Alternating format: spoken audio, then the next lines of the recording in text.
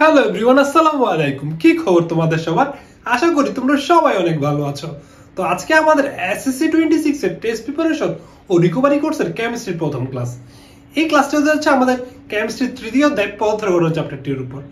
আর আমি তোমাদের সাথে থাকছি আব্দুল্লাহ, পড়াশোনা করছি বুটেক্সে।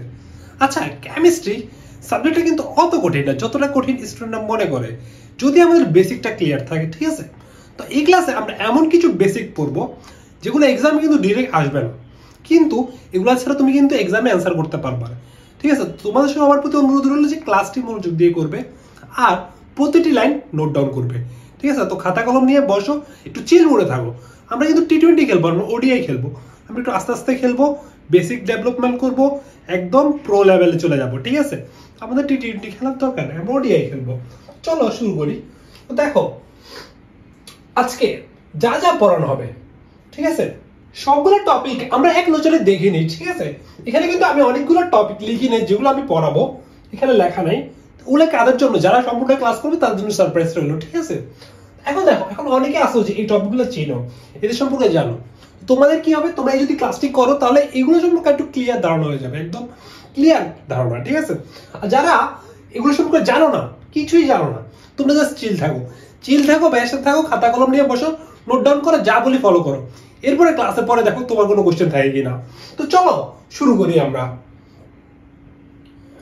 আচ্ছা দেখো, শুরুতেই আমি তোমাদেরকে একটু সরি বলে নিচ্ছি, আমার ভয়েসের অবস্থা তেমন ভালো না, আমার সর্দি কাশি, তো এই ক্লাসটিতে আমার ভয়েস কোয়ালিটি একটু ডাউন খাবে। ঠিক আছে, আচ্ছা দেখো, মৌলিক পদার্থ, মৌলিক পদার্থ। আচ্ছা, মৌলিক জিনিসটাতে পরে আসতেছি, পদার্থ জিনিসটা দেখি। আচ্ছা, পদার্থ, পদার্থ তো আমরা চিনি না যে এই পৃথিবীতে ম্যাক্সিমাম জিনিসই কি পদার্থ। তুমি একটা পদার্থ, আমি একটা পদার্থ, এই বোর্ডটা একটা পদার্থ।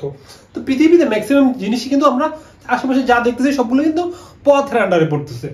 কথা হচ্ছে, সামনে যে একটা নাম লাগাইছে মৌলিক, এটাই ঘাপলাটা করলো, এটাই কি ঘাপলাটা করলো যে মৌলিক জিনিসটা কি এখন বুঝতেছি না। ঠিক আছে, এখন দেখো আমরা সংজ্ঞাটা দেখি। সংজ্ঞা কি বলতে দেখি তো, মৌলিক পদার্থ হলো সেই পদার্থ যা রাসায়নিকভাবে অবিভাজ্য। ঠিক আছে, আচ্ছা ভাই এটা কি বললেন, এত কঠিন ভাষা, এত কঠিন ভাষা তো ভাই বুঝি না। ঠিক আছে, তো এত কঠিন ভাষা যদি বুঝি না, একটু সহজ ভাষায় বুঝি। যাকে ভাঙলে ওই পদার্থ ছাড়া অন্য কোনো পদার্থ পাওয়া যায় না, তাকে বলা হয় মৌলিক পদার্থ। অর্থাৎ এমন একটা পদার্থ যাকে তুমি যতবারই ভাঙো সেই পদার্থটাকেই ব্যাক পাবা। ঠিক আছে, এখনো বুঝতেছো না? তো একটু দেখো, একটু ডেমনস্ট্রেশন করি। দেখো, ধর একটা পদার্থ নিলাম, ঠিক আছে, একটা বড় পদার্থ নিলাম, আমি ওকে ভাঙলাম, চিন্তা করলাম যে একটু ভাঙি, ভাঙতে ইচ্ছা করতেছে, মন চাইতেছে ভাঙি, তো ভাঙলাম, ভাঙে অনেকগুলা গুড়া গুড়া টুকরা করলাম। ঠিক আছে, অনেকগুলা টুকরায় বিভক্ত করলাম, দেখলাম যে ওকে ব্যাগ পাইতেছি। পরে আমি বললাম যে ভাই কাহিনী কি, ওরে ব্যাগ পাইলাম, আমি কি অন্য কিছু পাবো না? এরপরে দেখি আমি আমি কি করলাম, দেখি ভিতরে হয়তো অন্য কিছু থাকতে পারে, তা আমি আরো ভাঙলাম, আরো ছোট ছোট টুকরা করলাম, আরো ছোট ছোট টুকরা করলাম, টুকরা করলাম, টুকরা করে দেখি যে কি রে ভাই, এখনো দেখি ওরেই পাই, অন্য কোনো পদার্থ পাইতেছি না, ওরেই পাইতেছি। কাহিনী কি? আমার আরো কিউরিওসিটি জাগলো যে ভাই কি কাহিনী কি।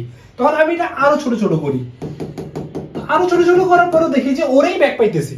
তো এটাই মেন করতেছে যে মৌলিক পদার্থ। তো মেনলি তোমরা যারা প্রথম লাইনটা বুঝতেছো না, যে মৌলিক পদার্থ হলো ওই পদার্থ যারা রাসায়নিকভাবে অবিভাজ্য। মেনলি বুঝছে তাকে তুমি যতই রাসায়নিকভাবে বিভাজ্য করো সেটা অবিভাজ্য, অর্থাৎ তাকেই ব্যাক পাবা। ঠিক আছে, তো এটা যদি তোমাদের মনে রাখতে কঠিন হয়, তোমরা এই জায়গাটা মনে রাখবা যে মৌলিক পদার্থ হচ্ছে সেই পদার্থ যাকে ভাঙলে ওই পদার্থ ছাড়া অন্য কোনো পদার্থ পাওয়া যায় না। ঠিক আছে, তো এক্সাম্পল কি, এক্সাম্পল কি, এক্সাম্পল ধরো সোডিয়াম, অক্সিজেন, পটাশিয়াম, এই ধরনের জিনিসপাতিগুলো হচ্ছে আমাদের কি মৌলিক পদার্থ। এখন দেখো, এখন কত হয়েছে ভাই, এখনো বুঝতেছি না কাহিনী কি। ধরো যে এটা একটা সোডিয়ামের কণা, ঠিক আছে, ধরো এটা পুরো একটা সোডিয়াম। ঠিক আছে, সোডিয়ামকে আমি ভাঙছি, ভাঙার পর এগুলো সবগুলো একটা একটা সোডিয়াম, একটা একটা সোডিয়াম, একটা একটা সোডিয়াম। দেখো সবগুলো সোডিয়াম আসছে, সোডিয়াম পাইছি। এখন এই যে আরো আরো ভাঙছি, সবগুলোর মধ্যে সোডিয়াম, ভিতরে গেছি সোডিয়ামই পাইতেছি, যত ভাঙতেছি সোডিয়াম পাইতেছি। সোডিয়ামের একটা পদার্থ নিছি, ওটাকে ভাঙতেছি ভাঙতেছি, সোডিয়াম ছাড়া আর কিছুই পাইতেছি না। তার মানে ওই পদার্থটা, এই যে সোডিয়ামের এই পদার্থটা, এটা কি একটা মৌলিক পদার্থ, এটা একটা মৌলিক পদার্থ। এখন মৌলিক পদার্থ সম্পর্কে আর কি কি আমরা জানতে পারি, একটু একটু ব্রিফ করি। একটু ব্রিফ করি, ঠিক আছে? খাতায় তুলো জলদি খাতায় তুলো। দেখো মৌলিক পদার্থ সম্পর্কে আর যেটা জানতে পারি যে আমাদের এই মৌলিক পদার্থগুলোকে সংক্ষেপে কি বলা হয়? সংক্ষেপে বলা হয় মৌল। সংক্ষেপে মৌল বলা হয়। কি বলা হয়? মৌল, ঠিক আছে? আর আমাদের মৌল এখন পর্যন্ত আবিষ্কৃত হয়েছে 118টি। 118টি, অর্থাৎ 118টি মৌল পৃথিবীতে আছে যেগুলোকে ভাঙলে সেই পদার্থটাকেই ব্যাক পাবো। বুঝতে পারতেছো যে মানে পৃথিবীতে 118টা মৌল আছে যাদেরকে আমি যতই ভাঙি সেই মৌলটাকেই অর্থাৎ সেই পদার্থটাকে আমি ব্যাক পাবো। এই জন্য এদের একটা স্পেশাল নাম দিচ্ছি কি? মৌলিক পদার্থ। আশা করি বুঝতে পারছো। এখন মৌল আছে 118টি পৃথিবীতে, যার মধ্যে 98টি পাওয়া যায় প্রকৃতিতে। কোথায় পাওয়া যায়? প্রকৃতিতে। আর 20টি পাওয়া যায়, 20টি কোথায় তৈরি করছে? 20টি ল্যাবে তৈরি করছে। 98টি প্রকৃতিতে নরমালি পাওয়া যায়, ঠিক আছে? আমরা প্রকৃতিতে ন্যাচারালি পাইছি, যে আমরা পৃথিবীতে আসছি, জন্মগ্রহণ করছি, খুঁজে বিজ্ঞানীরা খুঁজে কয়টা পাইছে? 98টা পাইছে। আর ল্যাবে বিজ্ঞানীরা আবিষ্কার করছে হচ্ছে 20টা। 20টা আবিষ্কার করছে কোথায়? ল্যাবে। এগুলাকে একটা স্পেশাল নাম দেয়, এই 20টাকে বলা হয় কৃত্রিম। এই 20টাকে কি বলা হয়? কৃত্রিম বলা হয়। কৃত্রিম, ঠিক আছে? তো আমি যদি কৃত্রিম মৌল কয়টি বলা হয়, তো আমাদের কৃত্রিম মৌল কয়টি? 20টি। কৃত্রিম মৌল 20টি, ঠিক আছে? তো আরেকটা জিনিস এখানে জানার আছে, ওইটা কি? সেটা হচ্ছে কি আমাদের মানব দেহে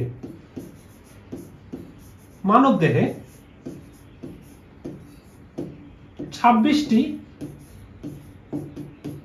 মৌল রয়েছে, ঠিক আছে? বুঝছো? আশা করি বুঝছো যে কি মানে 26টি মানে কি? মানে হচ্ছে এই যে মৌল মানে কি? মৌল মানে হচ্ছে মৌলিক পদার্থ। আর মৌলিক পদার্থ মানে কি? মৌলিক পদার্থ মানে হচ্ছে সেই সকল পদার্থ যাদেরকে ভাঙলে ওই পদার্থটাকে আমি ব্যাক পাইতেছি, মানে কি? সে হচ্ছে মৌলিক পদার্থ। আর মানব দেহে 26টি মৌল আছে, মানে আমাদের শরীরে এমন 26টা মৌল আছে যাদেরকে ভাঙলে, অর্থাৎ এমন 26টি পদার্থ আছে যাদেরকে ভাঙলে ওই পদার্থটা ব্যাক পাবো। তার মানে আমাদের শরীরে কয়টা মৌল আছে? 26টা মৌল আছে। তো এখন এখান থেকে কি জানলাম? আমরা মৌলিক পদার্থ জানলাম, যে মৌলিক পদার্থ কি? যাকে ভাঙলে আমি সেই পদার্থ ছাড়া অন্য কোনো পদার্থ পাবো না, অথবা যতবারই ভাঙবো তাকেই ব্যাক পাবো, ঠিক আছে? এটা হচ্ছে আমার মৌলিক পদার্থ, ওকে আমি সংক্ষেপে বলি মৌল। আর পৃথিবীতে আমাদের 118টি মৌল রয়েছে, যার মধ্যে 98টি আমরা প্রকৃতিতে ন্যাচারালি পাই। বিজ্ঞানীরা খুঁজছে, ন্যাচারালি খুঁজে 98টা পাইছে। আর 20টা বিজ্ঞানীরা কোথায় তৈরি করছে? ল্যাবে তৈরি করছে। তারপরে এই ল্যাবে তৈরি করা মৌলগুলোকে বলা হয় কৃত্রিম মৌল। এগুলা কি বলা হয়? কৃত্রিম মৌল। আর মানব দেহে 26টি মৌল রয়েছে। মানব দেহে কয়টি মৌল রয়েছে? 26টি মৌল রয়েছে। এই ছিল মৌলিক পদার্থ নিয়ে আমাদের আলোচনা। তো আশা করি বুঝতে পারছো যে মৌলিক পদার্থ কি। আশা করি মৌলিক পদার্থ নিয়ে তোমাদের কোনো সমস্যা থাকবে না। তো কি মৌলিক পদার্থ? আশা করি বুঝতে পারছো। তো চলো পরের টপিকে যাই। যৌগিক পদার্থ। দেখ নতুন একটা পদার্থ সম্পর্কে জানবো, সেটা হচ্ছে যৌগিক পদার্থ। মাত্র জানলাম মৌলিক পদার্থ। এখন যৌগিক পদার্থের নামটার মধ্যে একটু দেখো, যৌগিক নামটা শুনে একটু মনে হচ্ছে না যোগ হয়েছে, মানে কিছুর সাথে একটা যুক্ত হয়েছে, যৌগিক, ঠিক আছে? এখন দেখি তো সংখ্যাটা কি বলে। যৌগিক পদার্থ হলো সেই পদার্থ যা দুই বা ততোধিক বিভিন্ন মৌলিক পদার্থ রাসায়নিকভাবে যুক্ত হয়ে গঠিত হয়। অর্থাৎ আমরা যে একটু আগে পড়ছি মৌলিক পদার্থ সম্পর্কে, অর্থাৎ যাকে ভাঙলে সেই পদার্থটাকে ব্যাক পাইতেছি, সেই মৌলিক পদার্থগুলা পরস্পর যুক্ত হয়ে আমার কি গঠন করে? যৌগিক পদার্থ গঠন করে। অর্থাৎ একের অধিক, দেখো একাধিক, দেখো যৌগিক পদার্থকে ভাঙলে একাধিক মৌলিক পদার্থ পাওয়া যায়। অর্থাৎ তোমার একটা যৌগিক পদার্থ গঠন হইতে একাধিক মৌলিক পদার্থ লাগে, ঠিক আছে? অর্থাৎ আমি একটা ওই পদার্থটাকে যদি ভাঙি একাধিক মৌলিক পদার্থ পাবো। যদি আবারও ডেমনস্ট্রেট করার ট্রাই করি, দেখো একটা পদার্থ নিলাম, ঠিক আছে? একটা পদার্থ নিলাম, তারে আমি ভাঙলাম, তারে যখন আমি ভাঙছি কিছু পদার্থ পাইছি হলুদ কালার, কিছু কণা আবার পাইছি সাদা কালার, আবার কিছু পাইছি আমার সবুজ কালার। অর্থাৎ এই যে যৌগটা, এই যে পদার্থটা, এই পদার্থটা কি হয়েছে? আমাদের একাধিক মৌলিক পদার্থ নিয়ে গঠিত। এটা প্রত্যেকে ধরো একটা মৌলিক পদার্থ, একটা হলো ইয়েলোটা হচ্ছে একটা মৌলিক পদার্থ, হোয়াইটটা একটা মৌলিক পদার্থ, গ্রিনটা একটা মৌলিক পদার্থ। একাধিক মৌলিক পদার্থ নিয়ে এই যৌগিক পদার্থটা গঠিত। তাহলে এটা ওর নাম কি হবে? ও হবে আমাদের যৌগিক পদার্থ, ও হবে আমাদের কি যৌগিক পদার্থ। ঠিক আছে, ওকে ভাঙছি, ওকে ভাঙলে আমি একাধিক মৌলিক পদার্থ পাচ্ছি।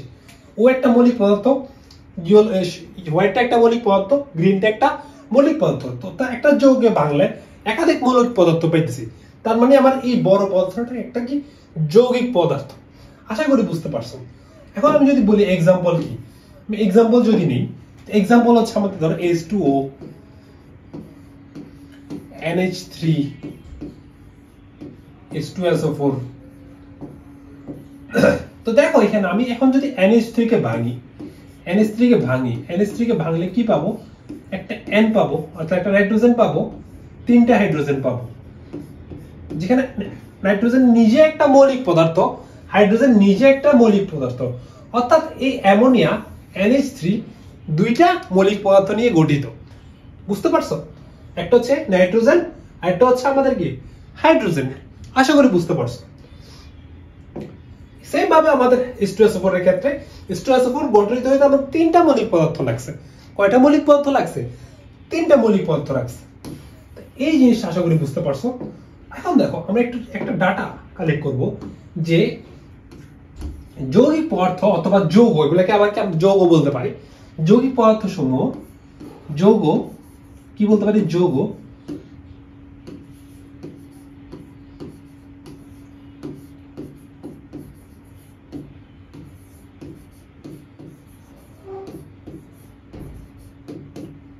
যৌগ অনুপাত আকারে মৌল সজ্জিত থাকে। অর্থাৎ যৌগতে আমাদের অনুপাত আকারে মৌল সজ্জিত থাকে। ঠিক আছে, কেমন অনুপাত আকারে সজ্জিত থাকে মানে কি ভাইয়া? মানে দেখো এই যে H2SO4, আমি যদি H2SO4 एग्जांपलটা নিই, যে H2SO4, এখানে আমি যদি হাইড্রোজেন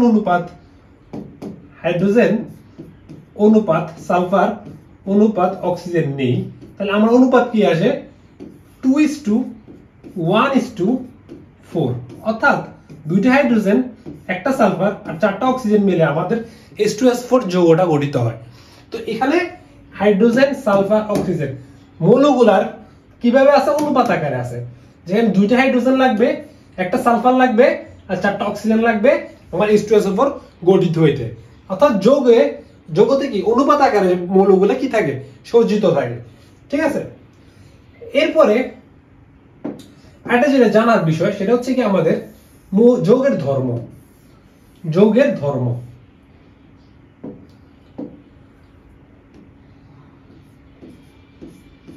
যৌগের ধর্ম মৌল হতে ভিন্ন। বিষয়টা কি ভাই বুঝি না, বিষয়টা কি বুঝাই বলেন একটু। দেখো আমাদের হাইড্রোজেন নরমালি হচ্ছে গ্যাসীয় আকারে থাকে। ঠিক আছে, হাইড্রোজেন নরমালি গ্যাসীয় আকারে থাকে, অক্সিজেনও গ্যাসীয় আকারে থাকে। ঠিক আছে, আর দুইজনই মিলে যে যৌগটা গঠিত করে সেটা হচ্ছে আমাদের H2O। ঠিক আছে, H2O যাকে আমরা সবাই চিনি আমাদের পানি। ঠিক আছে, আমাদের সবার বন্ধু পানি। তো নরমালি হাইড্রোজেন গ্যাসীয় আকারে থাকে, অক্সিজেনও গ্যাসীয় আকারে থাকে, কিন্তু ওরা দুইজন মিলে যখন যৌগ গঠন করে তখন H2O আমাদের হচ্ছে তরল আকারে থাকে। অর্থাৎ দেখো ওদের কিন্তু ধর্ম পরিবর্তন হয়ে গেছে। ওরা আগে ছিল কি গ্যাসীয়, ওরা যখন যৌগ গঠন করছে এখানে হাইড্রোজেনই আছে, অক্সিজেনই আছে। নরমালি যদি কমন সেন্স দিয়ে চিন্তা করো যে একটা গ্যাসীয় আর একটা গ্যাসীয় দুইজনে মিলে একটা নতুন যৌগ গঠন করছে, তো দুইজনে মিলে তো গ্যাসীয় তৈরি করার কথা না, কিন্তু ওরা যখন যৌগ গঠন করে ওরা তরল হয়ে যায়। ওরা কি হয়ে যায়? তরল হয়ে যায়। তো এটা ছিল আমাদের যৌগ নিয়ে আলোচনা। আশা করি বুঝতে পারছো যে যৌগ কি। যৌগ হচ্ছে যে আমাদের একাধিক মৌলিক পদার্থ নিয়ে গঠিত। ঠিক আছে, যৌগ পদার্থ কি আমাদের একাধিক মৌলিক পদার্থ নিয়ে গঠিত, যার মধ্যে একের অধিক মৌলিক পদার্থ থাকবে। যেমন ধরো H2O, NH3, H2SO4। ঠিক আছে, আর আমাদের যৌগগুলোতে কি থাকে? অনুপাত আকারে মৌলগুলা সজ্জিত থাকে। যেখানে H2SO4 দেখো এখানে আমাদের H, S আর O এই তিনটার অনুপাত হচ্ছে 2:1:4। অর্থাৎ দুইটা হাইড্রোজেন, একটা সালফার আর চারটা অক্সিজেন মিলে আমাদের H2SO4 গঠিত হয়। আর যৌগের ধর্ম মৌল হতে ভিন্ন, ঠিক আছে?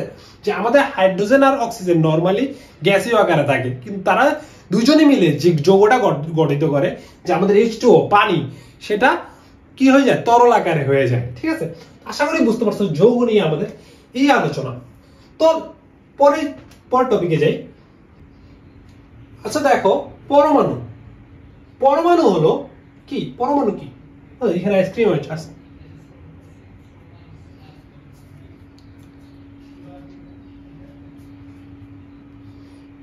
ও, আইসক্রিম চলে আসছে।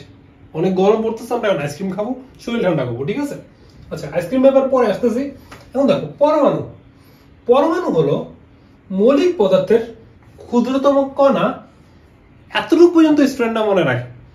এই যে সংখ্যাটা, এই সংখ্যাটা যে কত ইম্পর্টেন্ট আমি বলে বুঝাইতে পারবো না। এখানে স্টুডেন্টরা কতটুকু মনে রাখে? পরমাণু হলো মৌলিক পদার্থের ক্ষুদ্রতম কণা। এতটুকু পর্যন্ত মনে রেখা স্টুডেন্ট আটকে যায়। এরপরে যে আরেকটা পার্ট আছে, যার মধ্যে মৌলের গুণাগুণ থাকে, এটা ভুলা যায়। যার মধ্যে মৌলের গুণাগুণ থাকে, এটা কিন্তু মোস্ট ইম্পর্টেন্ট একটা পার্ট। তো তোমাদের এটা ভুললে চলবে না। তোমরা হচ্ছে কার স্টুডেন্ট? তোমরা আব্দুল্লাহ ভাইয়ের স্টুডেন্ট, তো তোমাদেরকে এটা ভুললে চলবে না। তোমরা কি করতে হবে? এই পুরো সংখ্যাটা মনে রাখবা যে পরমাণু হলো মৌলিক পদার্থের ক্ষুদ্রতম কণা, এখানে একটা কমা দিতে পারো, যার মধ্যে মৌলের গুণাগুণ থাকে। বিষয়টা বুঝো। দেখো, আমি একটা মৌলিক পদার্থ নিব। ঠিক আছে? আমি একটা মৌলিক পদার্থ নিলাম, যাকে আমি এখন ভাঙবো। ভাইয়া ক্ষুদ্র থেকে ক্ষুদ্রতর করবো। এটা ভাঙলাম, আরো ভাঙছি, আরো ভাঙে ডট ডট ডট ডট, মানে একদম ছোট ছোট করে করছি, আরো ভাঙছি,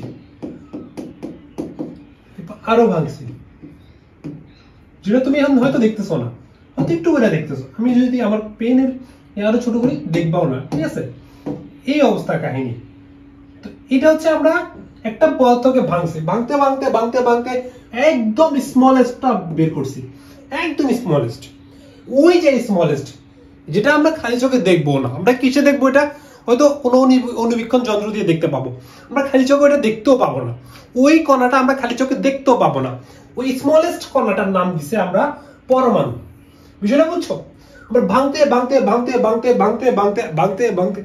এত নিচু, এত ক্ষুদ্র করছে, যেটা আমরা খালি চোখে আমরা যদি দেখি, এখানে তো কিছু নাই, কিন্তু এখানে অনেকগুলো কণা আছে যেটা অনেক ক্ষুদ্রতর। এই ক্ষুদ্রতর কণাটার নাম দিছে কি? আমাদের পরমাণু। অর্থাৎ এর চেয়ে বেশি ভাঙা পসিবল না। অর্থাৎ আমি পরমাণু একটা মৌলিক পদার্থকে, অর্থাৎ একটা মৌলকে ভাঙতে এর চেয়ে ছোট করা আমার পসিবল না। সবচেয়ে ছোটটা হচ্ছে আমাদের কি? পরমাণু। এখন যে জিনিসটা সবাই কনফিউজড হয় তোমরা, সেটা হচ্ছে কি? পরমাণু আর মৌলকে আলাদা করে ফেলো, একেবারে আলাদা করে ফেলো। আলাদা করাটা ভালো, কিন্তু একেবারে আলাদা করে ফেলো। এখন দেখো, পরমাণুটা কার থেকে পাইছি? পরমাণুটা মৌল থেকে পাইছি না? মৌলকে ভাঙেই তো পরমাণু পাইছি। পরমাণু কি আসমান থেকে আসছে? পরমাণু তো আসমান থেকে আসে নাই। মৌলকে ভাঙছি, ভাঙে পরমাণু পাইছি। এই যে পরের পার্টটা, এটাই বুঝাচ্ছে যার মধ্যে মৌলের গুণাগুণ থাকে। অর্থাৎ যে পরমাণুটা আমরা পাইছি, এই পরমাণুটা এই পদার্থের গুণাগুণটাই শো করবে না। অর্থাৎ সবার লাস্টে যে ক্ষুদ্র পরমাণুটা পাইছি, ও কি এই পদার্থটারই গুণাগুণ শো করবে কিনা? করবে অবশ্যই। তো এই জিনিসটা বুঝতে হবে। পরমাণু হলো মৌলিক পদার্থের ক্ষুদ্রতম কণা। বুঝতে হবে, মৌলিক পদার্থের ক্ষুদ্রতম কণা মানে ও মৌলিক পদার্থের অংশ, যার মধ্যে মৌলের গুণাগুণ বিদ্যমান। অর্থাৎ এই পুরো মৌলটা যেই গুণাগুণ শো করবে, ওই ক্ষুদ্র কণাটাও সেই গুণাগুণ শো করবে। বুঝতে হবে, এই পুরা পদার্থটা যে গুণাগুণ শো করবে, ওই ক্ষুদ্র সবচেয়ে ছোট কণা পরমাণু সেম গুণাগুণ শো করবে। তো সেম লজিক আমাদের একটা সোডিয়াম যদি নেই, একটা সোডিয়াম ধাতু নিয়ে আমি যদি ভাঙতে থাকি, ভাঙে ও যে পরমাণুটা পাবো, সেই পরমাণুটাকে আমাদের কি? সোডিয়ামের পরমাণু নাম দিলাম। সোডিয়ামের পরমাণু। আচ্ছা, এটা ভালো কথা, সোডিয়ামের পরমাণু নাম দিছি, কিন্তু সবসময় কি সোডিয়ামের পরমাণু এইভাবে বলবো? তো ওইটাকে আলটিমেটলি সোডিয়ামই বলা যায়, ঠিক আছে? তো একইভাবে আমার যদি অক্সিজেনের ক্ষেত্রেও পরমাণু নেই, তো এটা অক্সিজেনেরই পরমাণু, ঠিক আছে? তার মানে ওই পরমাণুটার মধ্যে অক্সিজেনের গুণাগুণ বিদ্যমান। বুঝতে পারতেছো? এটা একটা মৌল, ওইটা একটা পরমাণু, কিন্তু ও অক্সিজেনের প্রপার্টিজ শো করবে। আশা করি বুঝতে পারছো। এখন আমি এই আইসক্রিমটা কেন আনছি সেটা একটু বলি। যে এটা ধরো একটা ভ্যানিলা আইসক্রিম, ঠিক আছে, এটা ভ্যানিলা ফ্লেভারের আইসক্রিম, ঠিক আছে, ভ্যানিলা ফ্লেভার, ভালো কথা বুঝলাম ভাইয়া। তো কি বলতে চাইতেছেন? এখন পুরোটা হচ্ছে ভ্যানিলা ফ্লেভার। আমি যদি এর একটা ছোট্ট একটা বিন্দু নিই, একদম স্মলেস্ট পার্টিকেলটা নিই, ওইটা কি ভ্যানিলা ফ্লেভারের আইসক্রিমের পার্ট না? ওটাকেও আমি কি ভ্যানিলা ফ্লেভারের আইসক্রিমই বলবো না? বলবো কি না? তাহলে তোমরা যে কনফিউজড হও যে পরমাণু আর মৌলের মধ্যে, তোমরা যে অনেক বেশি কনফিউজড হও যে দুইটাকে একদম আলাদা করে ফেলা, একদম আলাদা করা চলবে না। দুইজনই কিন্তু একে অপরের পার্ট, মৌলের পার্ট। পরমাণু কিন্তু মৌলেরই একটা অংশ, সবচেয়ে ছোট্ট অংশ।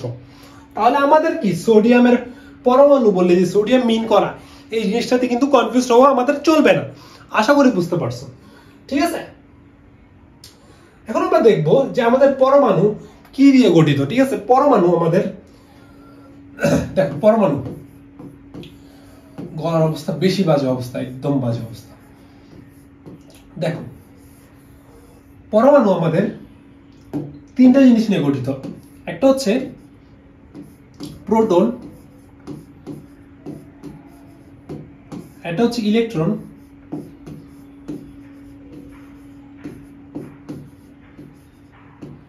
একটা হচ্ছে নিউট্রন। তোমার কাছে একটু আমি দেখাই বিষয়টা কেমন। বিষয়টা হচ্ছে কেমন, আমি একটু শো করি।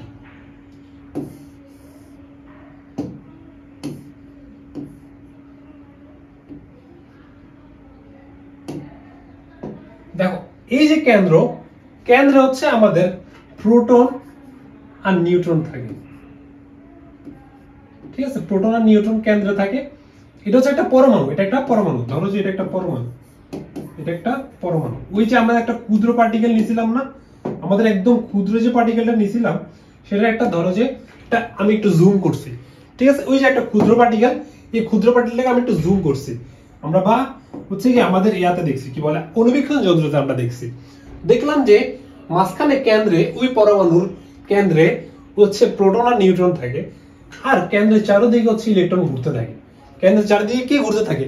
ইলেকট্রন ঘুরতে থাকে। তার মানে আমাদের একটা পরমাণু কি নিয়ে গঠিত? আমাদের একটা পরমাণু প্রোটন, ইলেকট্রন, নিউট্রন, এই তিনটা জিনিস নিয়ে গঠিত, ঠিক আছে? এগুলো নিয়ে আমরা বিস্তারিত সামনের ক্লাস আরো জানবো, ঠিক আছে? এখন দেখো বিষয়টা বুঝছো যে মূলত আমরা কি পড়ছি? আমরা পড়ছি, দেখো পরমাণু হলে মৌলিক পদার্থের ক্ষুদ্রতম কণা। আমি একটা পদার্থকে ভাঙছি, ভাঙে একদম ক্ষুদ্রতম কণা বের করছি, ওই ক্ষুদ্রতম কণাটার একটা নাম দিছি পরমাণু। বুঝতে পারছো? ওই ক্ষুদ্রতম কণার একটা নাম দিছি কি? পরমাণু। আর ওই পরমাণুটাকে আমি জুম করছি, ওই পরমাণুটা জুম করছি, আর আমি এটা দেখতে পাইতেছি যে মাঝখানে আছে আমাদের প্রোটন আর নিউট্রন, আর চারিদিকে আছে আমাদের ইলেকট্রন। আশা করি বুঝতে পারছো বিষয়টা, বুঝতে পারছো কোথা থেকে কোথায় আসছি? তো এই যে পরমাণু, বিষয়টা তোমার আরেকবার ক্লিয়ার করি যে মৌলকে আমি ভাঙছি, হ্যাঁ, মৌল ভাঙা একদম ক্ষুদ্রতম কণা পাইছি পরমাণু। ফ্লোচারটা একটু বুঝো। মৌলকে ভাঙা কি পাইছি? ক্ষুদ্রতম কণা পাইছি পরমাণু। আর পরমাণুকে আমি জুম করছি, পরমাণুটাকে আমি জুম করছি, ছোট যে কণাটা ওটাকে আমি জুম করছি। জুম করলে দেখতে পাইতেছি এখানে ইলেকট্রন, প্রোটন আর নিউট্রন আছে। কে আছে? ইলেকট্রন, প্রোটন আর নিউট্রন আছে, ঠিক আছে? এই তিনজনকে আমরা পাইছি। তো এখন এই জিনিসটা জানার রিজনটা কি? এই জিনিসটা জানার রিজন হচ্ছে এই যে এখানে প্রোটনটা দেখতে পাইতেছো। আচ্ছা এটা বলি যে ইলেকট্রন, প্রোটন, নিউট্রন এগুলো কিন্তু সংখ্যা আকারে থাকে, অর্থাৎ এক এক পরমাণুতে, এক এক পদার্থের পরমাণুতে, অর্থাৎ এক এক মৌলিক পদার্থের পরমাণুতে এক একটা পরিমাণ থাকে। ধরো যে হাইড্রোজেনের প্রোটন হচ্ছে 1, ঠিক আছে? হিলিয়ামের প্রোটন হচ্ছে 2টা, ঠিক আছে? অক্সিজেনের প্রোটন হচ্ছে আমাদের 8টা। এরকম যে এক একটা মৌলের পরমাণুতে এক এক পরিমাণ প্রোটনের সংখ্যা, ইলেকট্রনের সংখ্যা, নিউট্রনের সংখ্যা থাকে। তোরা কি আকারে থাকে? সংখ্যা আকারে থাকে। অর্থাৎ এই যে কেন্দ্রে আমাদের ইলেকট্রন, প্রোটন, নিউট্রন গুলো কি আকারে থাকে? সংখ্যা আকারে থাকে। অর্থাৎ ও 10টা থাকবে, ও 5টা থাকবে, 6টা থাকবে, এরকম সংখ্যা আকারে থাকবে, ঠিক আছে? তো এই প্রোটনটাকে আমরা একটি স্পেশাল নাম দিই, সেটা হচ্ছে আমাদের পারমাণবিক সংখ্যা। পারমাণবিক সংখ্যা। পারমাণবিক সংখ্যা কাকে বলে? পারমাণবিক সংখ্যা কাকে বলে? যদি আমরা বলি যে পারমাণবিক সংখ্যা কাকে বলে, পারমাণবিক সংখ্যা কাকে বলে?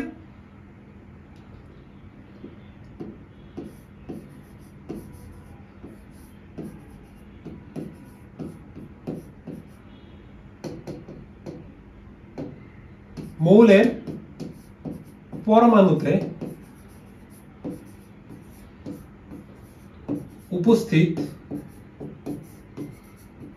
উপস্থিত প্রোটন সংখ্যাকে পারমাণবিক সংখ্যা বলে। পারমাণবিক সংখ্যা বলে। আশা করি তুমি ফ্লোচার্টটা এখন ধরতে পারছো। ফ্লোচার্টটা একটু বুঝো। প্রথমে আমরা একটা পদার্থ নিছি, পদার্থটারে ভাঙা ভাঙা ভাঙা ভাঙা একদম ক্ষুদ্রতম কণা বের করছি। ওই ক্ষুদ্রতম কণাটার নাম দিছি আমরা কি? পরমাণু। এতটুকু পর্যন্ত বুঝছো? আরেকটা জিনিস বলছি যে ওই পরমাণুর মধ্যে মৌলের গুণাগুণ বিদ্যমান, অর্থাৎ ওই পার্টটা কিন্তু আমাদের সোডিয়ামের একটা পার্ট। ওই ছোট কণাটা, ওই পরমাণুটা আমার অক্সিজেনেরই একটা কণা। তো ওকে আমি অক্সিজেনের সাথেই তুলনা করবো, ওকে আমি অক্সিজেন হিসেবেই গণ্য করব। বুঝতে পারতেছো? ওকে আমি অক্সিজেন হিসেবেই গণ্য করব। জাস্ট একটা স্পেশাল নাম দিচ্ছি যে মানে অক্সিজেনের পরমাণু, সোডিয়ামের পরমাণু, কিন্তু ওকে আমি আলটিমেটলি সোডিয়াম হিসেবেই গণ্য করব। ওকে আলটিমেটলি অক্সিজেন হিসেবেই কি করব? গণ্য করব। দেখো এরপরে কি করছি, ওই যে পরমাণুটা, ওই পরমাণুটা জুম করছি আর ভিতরে দেখতে পারতেছি কি ইলেকট্রন আছে, প্রোটন আছে আর নিউট্রন আছে। যেখানে প্রোটন আর নিউট্রন হচ্ছে কি আমাদের কেন্দ্রে থাকবে, আর ইলেকট্রন ওদের কেন্দ্রকে ঘিরা চারদিকে ঘুরতে থাকে। ইলেকট্রন কেন্দ্র ঘিরা চারদিকে কি করতে থাকে? ঘুরতে থাকে। অর্থাৎ প্রোটন আর নিউট্রনকে ঘিরা ঘুরতে থাকে। আর আরেকটা কি বললাম যে আমাদের ইলেকট্রন, প্রোটন, নিউট্রন এরা কি আকারে থাকে? সংখ্যা আকারে থাকে। অর্থাৎ ইলেকট্রন থাকবে 10টা 5টা এরকম সংখ্যা আকারে থাকবে, প্রোটন এরকম সংখ্যা আকারে থাকবে, নিউট্রন কি সংখ্যা আকারে থাকবে। এই যে আমাদের প্রোটনের সংখ্যা, এই প্রোটনের সংখ্যাটাকে স্পেশাল একটা নাম দিছি, সেটা হচ্ছে আমাদের কি? পারমাণবিক সংখ্যা। অর্থাৎ মৌলের পরমাণুতে উপস্থিত প্রোটন সংখ্যাকে কি বলবো আমরা? পারমাণবিক সংখ্যা বলবো। ডিফারেন্ট মৌলতে ডিফারেন্ট পরিমাণ প্রোটন সংখ্যা থাকবে। ধরো যে হাইড্রোজেনে আমাদের প্রোটন সংখ্যা আছে কয়টা? একটা, তার মানে ওই পারমাণবিক সংখ্যা 1। অক্সিজেনে আমাদের প্রোটন সংখ্যা আছে 8টা, তার মানে পারমাণবিক সংখ্যা কত আমাদের? 8। সোডিয়ামে আমাদের প্রোটন সংখ্যা আছে 11টা, তার মানে ওর পারমাণবিক সংখ্যা হচ্ছে আমাদের কি? 11। এইভাবে। তো এই ছিল আমাদের পারমাণবিক সংখ্যা, পরমাণুর ভিতরে নিয়ে আলোচনা। পারমাণবিক সংখ্যাটা আমাদের কেন জানা জরুরি? কারণ দেখো প্রত্যেকটা মৌল, এই যে আমাদের এই দেখো এখানে কয়টা মৌল আছে আমাদের? এই যে 1 থেকে শুরু 118 পর্যন্ত। অর্থাৎ আমাদের যে পৃথিবীতে 118টা মৌল আছে, এগুলো সবগুলো এখানে সাজানো আছে। এগুলাকে কি? এগুলাকে ভাঙলে আমরা ওদেরকে ছাড়া অন্য কোনো পদার্থ পাবো না, ওদেরকে ব্যাক পাবো। ঠিক আছে? ওদেরকে ভাঙলে ওদেরকেই পাবো, ওদেরকে ভাঙলে ওদেরকেই পাবো। ওরা সবাই হচ্ছে কি? মৌলিক পদার্থ। এই যে 118টা মৌল আমাদের এখানে সাজানো আছে। তো যেখানে ছিলাম যে মানে কেন পারমাণবিক সংখ্যাটা আমাদের কেন জানা লাগবে? কেন জানা লাগবে? ঠিক আছে, এখন দেখো প্রত্যেকটা পদার্থের নাম আছে, পদার্থের নাম আছে। সবগুলোকে আবিষ্কার করে নাম দিছে। Hydrogen, helium, lithium, beryllium. প্রত্যেকটা পদার্থের কি আছে? আমাদের নাম আছে, স্বাভাবিক নাম আছে। তুমি একটু মানুষের সাইকোলজিতে চিন্তা করো, একটু মানুষ হিসেবে চিন্তা করো। মানুষের নামটা কি পরিচয়? রোনালদো নামে কিন্তু অনেকেই আছে, তো সবাই কি ফেমাস? মেসি নামে অনেকেই আছে, সবাই কি ফেমাস? মানুষের নামটাই কি পরিচয়? মেইন মানুষের নামটা কিন্তু পরিচয় না। মানুষের, তুমি যদি পৃথিবীর সোসাইটির ওয়াইতে চিন্তা করতে পারো, সোসাইটিতে কি মনে করো? ধরো যার ব্যাংক ব্যালেন্স বেশি, যার পড়াশোনাতে ভালো, তুমি বিভিন্ন দিক থেকে চিন্তা করতে পারো। আমি ব্যাংক ব্যালেন্সটা দিয়ে চিন্তা করি। ধরো যার ব্যাংক ব্যালেন্স বেশি, ধরো তাকে আমরা কি একটা মর্যাদা দিতেছি। ঠিক আছে? সেম ভাবে এই ব্যাংক ব্যালেন্সটা একটা পরিচয় হিসেবে কাউন্ট হইতেছে না? যে একটা পরিচয়, যে পড়াশোনা একটা পরিচয়। আমাদের এক্সামের রেজাল্ট দিতেছে, রেজাল্ট দিলে আমাদের রোল আসতেছে 1 2 3 4 5 6। তো এটা একটা পরিচয় না? শুধু নাম দিয়ে কিন্তু কিছু যে আসতেছে, আমরা একটা কিছু পরিচয় দিয়ে অ্যাড করতেছি, যে কোন একটা কোয়ালিফিকেশন হইতে পারে, ব্যাংক ব্যালেন্স হইতে পারে, পড়াশোনায় ভালো হইতে পারে, বিভিন্ন ফেম, বিভিন্ন ধরনের হইতে পারে। ঠিক আছে? খেলাধুলায় ভালো। তো সবার একটা পরিচয় লাগে। তো এদের কিন্তু একটা পরিচয় দরকার। ওদের নাম দিয়ে ওদের কাজ হচ্ছে না, ওদের শুধু নাম দিয়ে ওদের কাজ হচ্ছে না। তো সবারই একটা পরিচয় দরকার, ইন্ডিভিজুয়াল একটা পরিচয় যার মাধ্যমে ওদেরকে চিনতে পারবো। শুধু নাম দিয়ে তো চিনা, নামটা তো কত কাজের না, একটু মানে মানুষের সাইকোলজিতে চিন্তা করলে আর কি। এখন তো ওদের পরিচয় হিসাবে কে আসছে? ওদের পরিচয় হিসাবে আসছে আমাদের পারমাণবিক সংখ্যা। অর্থাৎ পারমাণবিক সংখ্যাটাই আমাদের মৌলগুলোর পরিচয় দিবে। অর্থাৎ আমি বলবো 7, 7 বললে আমার মা বুঝে নিতে হবে ও হচ্ছে নাইট্রোজেনের কথা বলছে। আমি বলবো 11, 11 বললেই আমার বুঝতে হবে কার কথা বলতেছে, সোডিয়ামের কথা বলতেছে। আমি বলবো 17, 17 মানে আমি বুঝতে হবে ক্লোরিনের কথা বলতেছে। এই যে বিষয়টা বুঝতেছি, এটা কি ওদের একটা পরিচয় দিচ্ছে না?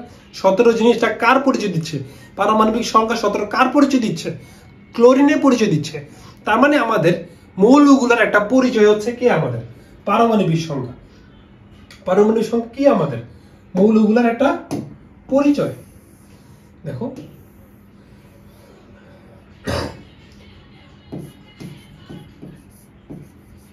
পারমাণবিক সংখ্যা হলো মৌলগুলোর পরিচয়। কি পরিচয়? আশা করি বুঝতে পারছো যে আমি যে যখন আমি বলতেছি 17 বুঝে যাচ্ছে ও ক্লোরিন, আমি বলতেছি 11 বুঝে যাচ্ছে ও সোডিয়াম, ঠিক আছে? এই যে বুঝতেছি, আমি 14 বলতেছি সিলিকন বুঝতেছে, এটা কি একটা পরিচয় দেওয়া, এটা কি ওর একটা পরিচয়। আশা করি বুঝতে পারছো। তো এখানে আমাদের 118টা মৌল সাজানো আছে।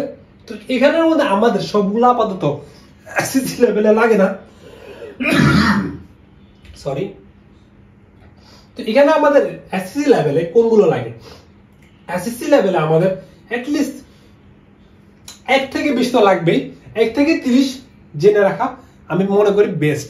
মানে তুমি অ্যাজ এ স্টুডেন্ট 1 থেকে 30 এখন মুখস্থ করে ফেলো, তোমার SSC inter level, HS admission level সব কভার হয়ে যাবে, ঠিক আছে? তো আমি মনে করি 1 থেকে 30 মুখস্থ করে ফেলো, এটা তোমার জন্য বেস্ট। যে সবগুলার পারমাণবিক সংখ্যা সহ সবগুলার নাম মুখস্থ করে ফেলা, সবগুলার পারমাণবিক সংখ্যা সহ সবগুলার নাম মুখস্থ করে ফেলা, এটা একদম বেসিক, আমাদের কেমিস্ট্রির একটা বেসিক পার্ট। যে আমাদের পারমাণবিক সংখ্যা জানতে হবে, মৌলগুলো জানতে হবেই, পারমাণবিক সংখ্যা অনুযায়ী সিরিয়াল বাই জানতে হবে। বুঝতে পারতেছো যে আমাদের এই মৌলগুলো কিন্তু পারমাণবিক সংখ্যা অনুযায়ী এই পর্যায় সারণী সাজানো, যে পর্যায় সারণী নিয়ে আমাদের 4 নাম্বার চ্যাপ্টার বিস্তারিত আলোচনা হবে। তো সেটা আশা করি পরে হবে। কিন্তু এখন দেখো এই যে পর্যায় সারণী, এই পর্যায় সারণী সাজাইছে কিসের আন্ডারে? পারমাণবিক সংখ্যা অনুযায়ী সাজানো হয়েছে। তো পারমাণবিক সংখ্যাটা কি ইম্পর্টেন্ট জিনিস না? এটা কি ওদের একটা পরিচয় না? তো পারমাণবিক সংখ্যাগুলো কি জানতে হবে না? অফকোর্স জানতে হবে। তো কেমিস্ট্রির জন্য তোমার এই পারমাণবিক সংখ্যা 1 থেকে 30 অ্যাটলিস্ট, আমি কি বলবো 1 থেকে 30 পারমাণবিক সংখ্যা জানাটা তোমার জন্য মাস্ট, ঠিক আছে? সরি। এখন দেখো, এখন কথা হচ্ছে ভাই কিভাবে মনে রাখবো, একটু বইলা দিই তোমাদের কিভাবে মনে রাখবা, একটু বইলা দিই, একটু ট্রিক্স দিয়ে দিই, যে তোমরা যেহেতু বিপদে পড়ছো ভাই কিছু বুঝতেছি না, তো একটু বইলা দিই। আমি প্রথম 18টা একটু ছন্দ দিয়ে মনে রাখি, বাকিগুলো হচ্ছে নরমালি মনে রাখি, ঠিক আছে? তা আমি তোমাদেরকে এইভাবে সাজেস্ট করবো যে এইভাবে রাখতে পারো। আর অনেকে আছে কি ডাইরেক্ট মনে রাখো, ওইটাও আমি সাজেস্ট করবো, ওইটাও ভালো। তা আমি যেভাবে মনে রাখি ওইটাই বলি তোমাদেরকে। হাই হিলি বেরি বো কা নাই অক্সি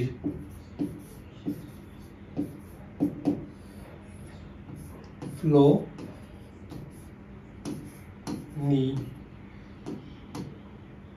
সো হচ্ছে হাই হিলি বেরি বোকা নাই অক্সি ফ্লো নিসো, ঠিক আছে? মেগা মেগা আলু সিলি ফসা, ঠিক আছে? মেগা আলু সিলি ফসা ক্লোয়া, ঠিক আছে? এতটুকু পর্যন্ত হচ্ছে আমাদের 18টা গেছে, ঠিক আছে? তো এগুলো যদি নামগুলো আমরা একটু লিখি,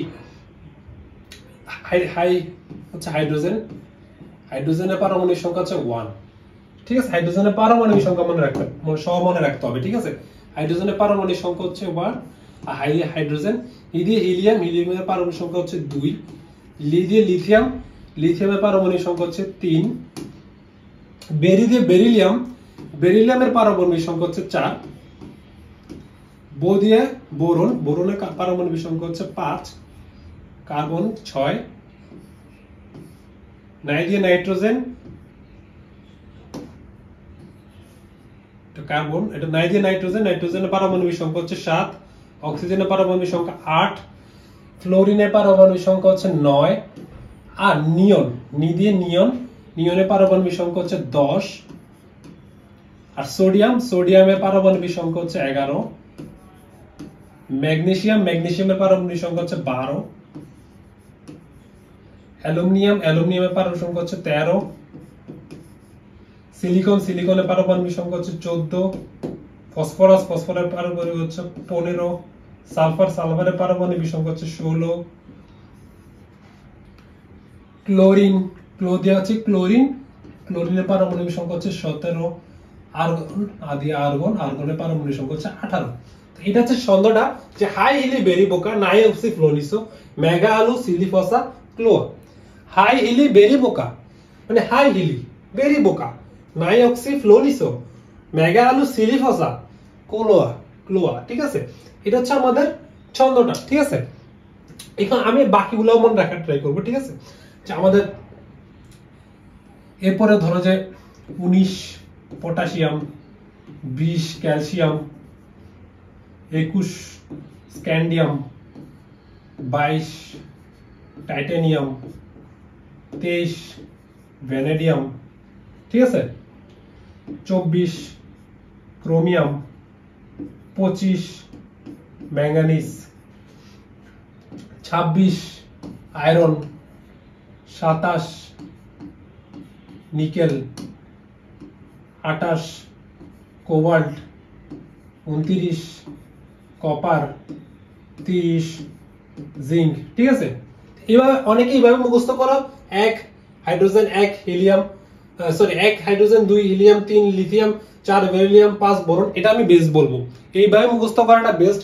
ছন্দটা জাস্ট তোমরা যারা একটু উইক বলতে যারা একটু মনে রাখতে কম পাই, এত প্যারা নিতে চাই না, তোমরা একটু এটা মনে রাখতে, আমি এইভাবে মনে রাখতাম, আমি এত প্যারা নিতে চাইতাম না। ঠিক আছে, আর যারা নর্মালি মনে রাখো 1 হাইড্রোজেন 2 হিলিয়াম 3 লিথিয়াম 4 বেরিলিয়াম এভাবে মনে রাখতে চাও, মনে রাখতে পারো, এটা বেশি কাজের। তাহলে তুমি সবচেয়ে কি সাথে সাথে পারমাণবিক সংখ্যা আর ওটার নাম একসাথে মনে রাখতে পারবা। ঠিক আছে, তো এইভাবে মনে রাখতে পারো, এভাবে 18 পর্যন্ত ছন্দ দিয়ে মনে রাখো।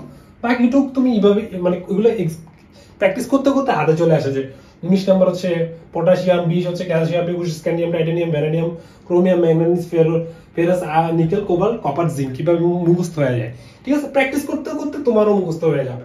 তো শুরুতে একটু তো ছন্দ দিয়ে মনে রাখা সমস্যা নেই, এগুলো দোষের কিছু না। ঠিক আছে, আশা করি মনে থাকবে। হাইলি বেরিবোকা নাইঅক্সি ফ্লোনিসো মেগা আলু সিলিফসা ক্লোয়া, এত পর্যন্ত হচ্ছে আমাদের 18টা। এরপরে হচ্ছে কি আমাদের 30 পর্যন্ত। তো এই যে 1 থেকে 30 এগুলো কিন্তু আমি বলবো যে তোমার জন্য মুখস্থ রাখাটা ভাইয়া কিন্তু দরকারি। ঠিক আছে, অ্যাটলিস্ট 20 পর্যন্ত তোমরা রাখো। যারা বলতেছি না ভাই 30 পর্যন্ত টাফ হয়ে যায়, একটু কষ্ট হয়ে যায়, তোমরা অ্যাটলিস্ট 20 পর্যন্ত রাখো এসএসসি লেভেলে, অ্যাটলিস্ট 20। ঠিক আছে, এই ছিল কাহিনী যে আমাদের পারমাণবিক সংখ্যা। আমরা কি জানলাম, একটু ব্যাকওয়ার্ডে যাই। যে আমরা জানছি যে পরমাণু কোথা থেকে আসে, ওটা আরেকবার রিভাইজ দিই। যে পরমাণু আসছে কই থেকে, মৌলের ক্ষুদ্রতম কণা, অর্থাৎ একটা মৌলিক পদার্থকে আমরা ক্ষুদ্রতর করছি। যে একদম ক্ষুদ্রতম কণাটা পাইছি ওটাকে নাম দিচ্ছি আমরা পরমাণু। আর পরমাণুর মধ্যে বলছে কি মৌলের গুণাগুণ থাকে, অর্থাৎ যে পরমাণুটা পাইছি ওটা কি ওই মৌলেরই পরমাণু না, তার মানে ওর পরিচয় কি ওই মৌলের পরিচয়টাই না। তার মানে ওই মৌল যে গুণাগুণগুলো শো করবে ওই পরমাণুটা সেম গুণাগুণ শো করবে। আর এই পরমাণুটা, এই ক্ষুদ্র পরমাণুটাকে আমরা কি করছি, ক্ষুদ্র পরমাণুটাকে জুম করছি আর দেখলাম যে কেন্দ্রে আছে প্রোটন নিউট্রন, আর প্রোটন নিউট্রনের ঘিরে হচ্ছে ইলেকট্রন ঘুরতে থাকে। তার মানে আমার পরমাণু কি দিয়ে গঠিত, প্রোটন, ইলেকট্রন, নিউট্রন, এই তিনটা জিনিস নিয়ে গঠিত। আর এরা কি আকারে থাকে, সংখ্যা আকারে থাকে। এরা কি আকারে থাকে, সংখ্যা আকারে থাকে। অর্থাৎ প্রোটন থাকতে পারে 10টা, 12টা, 13টা, নিউট্রন থাকতে পারে 1 2 3 4 5 6 7 থাকতে পারে, নিউট্রন থাকতে পারে 1 2 3 4 5 6 থাকতে পারে। ঠিক আছে, সংখ্যা আকারে থাকে। এখন আমি এখান থেকে একটা স্পেশাল নাম বাই করছি, যেটা হচ্ছে কি পারমাণবিক সংখ্যা। পারমাণবিক সংখ্যা কি, মৌলের পরমাণুতে উপস্থিত প্রোটন সংখ্যাকে আমরা কি বলছি, পারমাণবিক সংখ্যা বলছি, অর্থাৎ যতগুলো প্রোটন সংখ্যা থাকবে ওইটা হচ্ছে ওর কি পারমাণবিক সংখ্যা। এখন বিভিন্ন মৌলের পারমাণবিক সংখ্যা ভিন্ন ভিন্ন, অর্থাৎ হাইড্রোজেনে আমাদের প্রোটন সংখ্যা একটা, তার মানে ওর পারমাণবিক সংখ্যা 1, অক্সিজেনে প্রোটন সংখ্যা 8টা, ওর পারমাণবিক সংখ্যা 8, নিয়নে আমাদের পারমাণবিক সংখ্যা কত 10টা, তাহলে ওর সরি ওর প্রোটন সংখ্যা 10টা, তার মানে ওর পারমাণবিক সংখ্যা কত আমাদের 10। ঠিক আছে, তো আশা করি বুঝতে পারছো। তো এরপরে দেখো, এরপরে আমরা কি বলছি, এই যে পারমাণবিক সংখ্যা এটা হচ্ছে কি মৌলগুলার পরিচয়। কি মৌলগুলার পরিচয়, এই যে 118টা মৌল আছে প্রত্যেকটাকে আমরা কিসের উপর ভিত্তি করে সাজাইছি, পারমাণবিক সংখ্যার উপর ভিত্তি করে সাজাইছি। তাহলে এই পারমাণবিক সংখ্যা জিনিসটা কি ইম্পর্টেন্ট না? এটা কি ইম্পর্টেন্ট একটা জিনিস না, যে কেমিস্ট্রি একটা ইম্পর্টেন্ট জিনিস না, যার উপর ভিত্তি করে আমি এত বড় পর্যায় সারণী সাজাইছি। এই 118টা মৌলিক পদার্থ, যেগুলো পৃথিবীতে মাত্র 118টা মৌলিক পদার্থ আছে, যাদেরকে ভাঙলে শুধু তাদেরকে পাওয়া যায়, মাত্র 118টা মৌলিক পদার্থ, এই যে পারমাণবিক সংখ্যার উপর ভিত্তি করে সাজাইছি, এটা একটা ওদের কি পরিচয়। ঠিক আছে, মানুষের যেমন বিভিন্ন পরিচয় আছে, শুধু নাম দিয়ে তো কাজ হয় না, ওদের বিভিন্ন নাম আছে, নাম দিয়ে তো আমি কি জানবো, নাম দিয়ে কি আমি মুড়ি খাবো? নাম দিয়ে আমার কোনো কাজ নেই, আমার পারমাণবিক সংখ্যা জানতে হবে। ঠিক আছে, তো এই যে পারমাণবিক সংখ্যা ইম্পর্টেন্ট একটা জিনিস, এটা কি মুখস্থ করা লাগবে কি লাগবে না? অফকোর্স লাগবে। তো এই পারমাণবিক সংখ্যাগুলো আমাদের কি করা লাগবে, মুখস্থ করা লাগবে। তো আমি কি বললাম যে 1 থেকে 30 যেগুলো আছে এটলিস্ট এগুলো মুখস্থ করো, আর যদি না পারো বা এটলিস্ট 1 থেকে 20টা মুখস্থ করো। ঠিক আছে, তো কিভাবে মুখস্থ করবা? নরমালি মুখস্থ করতে পারো যে 1 হাইড্রোজেন, 2 হিলিয়াম, 3 লিথিয়াম, এভাবে মুখস্থ করতে পারো চাইলে, অথবা তুমি একটা ছন্দ দিয়ে 18 পর্যন্ত মনে রাখো, এর পরেগুলো নরমালি মনে রাখো। এইভাবে আমি মনে রাখছি, এইভাবে সাজেস্ট করছি, আমি বেশি কিছু বানাই নাই। ঠিক আছে, তো নরমালি মনে থাকবে, প্র্যাকটিস করতে করতে আমরা অনেক প্র্যাকটিস করবো, প্র্যাকটিস করতে করতে আমার সাথে প্র্যাকটিস করতে করতে দেখবে যে তোমাদের মনে হয়ে গেছে। ঠিক আছে, তো এই ছিল এতটুকু পর্যন্ত আলোচনা। তো সামনে যাই চলো। তো পরের টপিকটা দেখি যে আমাদের অণু। আচ্ছা, এখন অণু জিনিসটা কি একটু নতুন জিনিস আসলে। অণু সব শিখবো সমস্যা নেই, সবই শিখবো। অণু কি দেখি, 2 বা 2 এর অধিক সংখ্যক পরমাণু। আচ্ছা, পরিচিত জিনিস পেয়ে গেছি, পরমাণু, ওরা তো চিনি, সে তো কালকে পরিচয় হলো, একটু আগে পরিচয় হলো, তো আমার বন্ধু লাগে।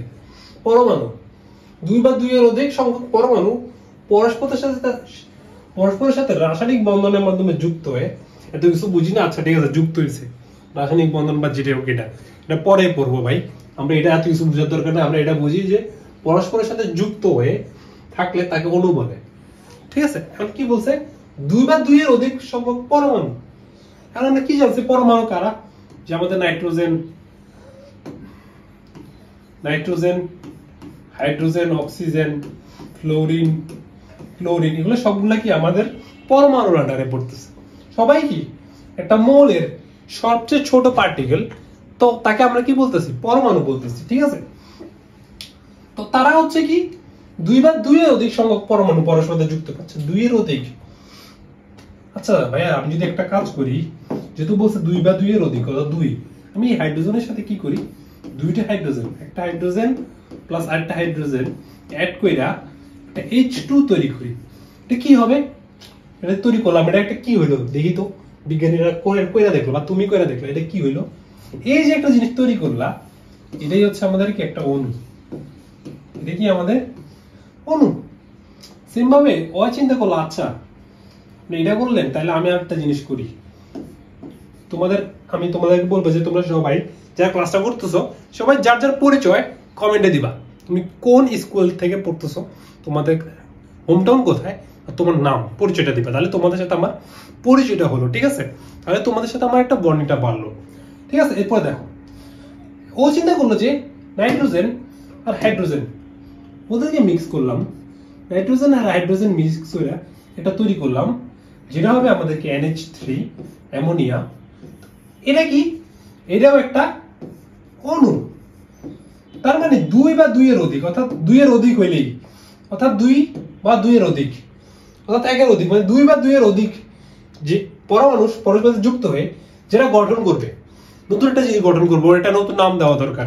আগে ছিল OH সিঙ্গেল, এখন হয়ে গেছে OH2 ডাবল। কারণ ওরে আগের মতো ওকে পরমাণু বলতাম, ওরেও যদি পরমাণু বলি ও মাইন্ড করবে না। বেচারা কি মাইন্ড করবে কি না করবে না, অফকোর্স মাইন্ড করবে। এই জন্য ওকে মাইন্ড যাতে না করে ওকে আমি নাম দিলাম অণু। ওটা কাহিনী আছে। কাহিনী কি? কাহিনীটা হচ্ছে কি আমাদের অণু দুই প্রকার, একটা হচ্ছে মৌলের অণু,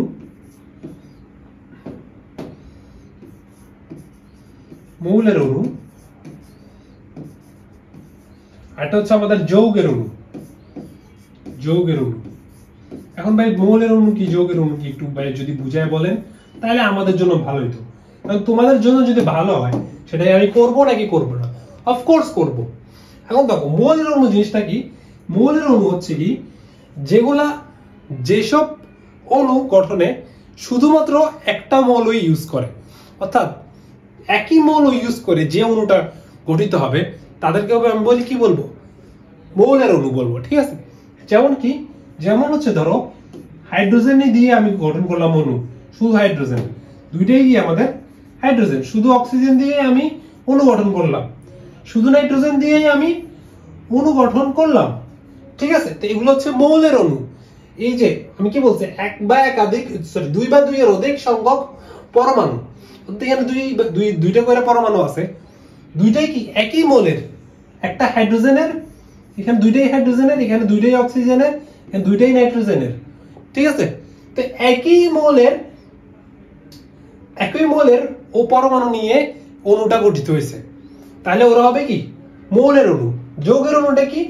যৌগের অণুটা হচ্ছে কি ডিফারেন্ট মৌলের পরমাণু যদি ইউজ করি তাহলে সেটা হবে কি আমাদের যৌগের অণু। যেমন ধরো যে আমরা একটু আগে দেখলাম যে NH3 এটা একটা যৌগের অণু, H2SO4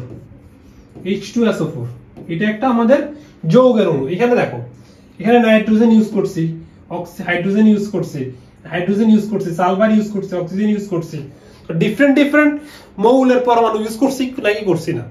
অফকোর্স করছি। আর এখানে এই একটা অণু তৈরি করতে শুধু হাইড্রোজেন ইউজ করছি, একটা অণু তৈরি করতে এখানে অক্সিজেন ইউজ করছি, একটা অণু তৈরি করতে শুধু নাইট্রোজেন ইউজ করছি, এখানে একটা অণু তৈরি করতে নাইট্রোজেন অক্সিজেন দুইটাই ইউজ করছি, দুইটা ডিফারেন্ট মৌল ইউজ করছি নাকি করছি না? করছি।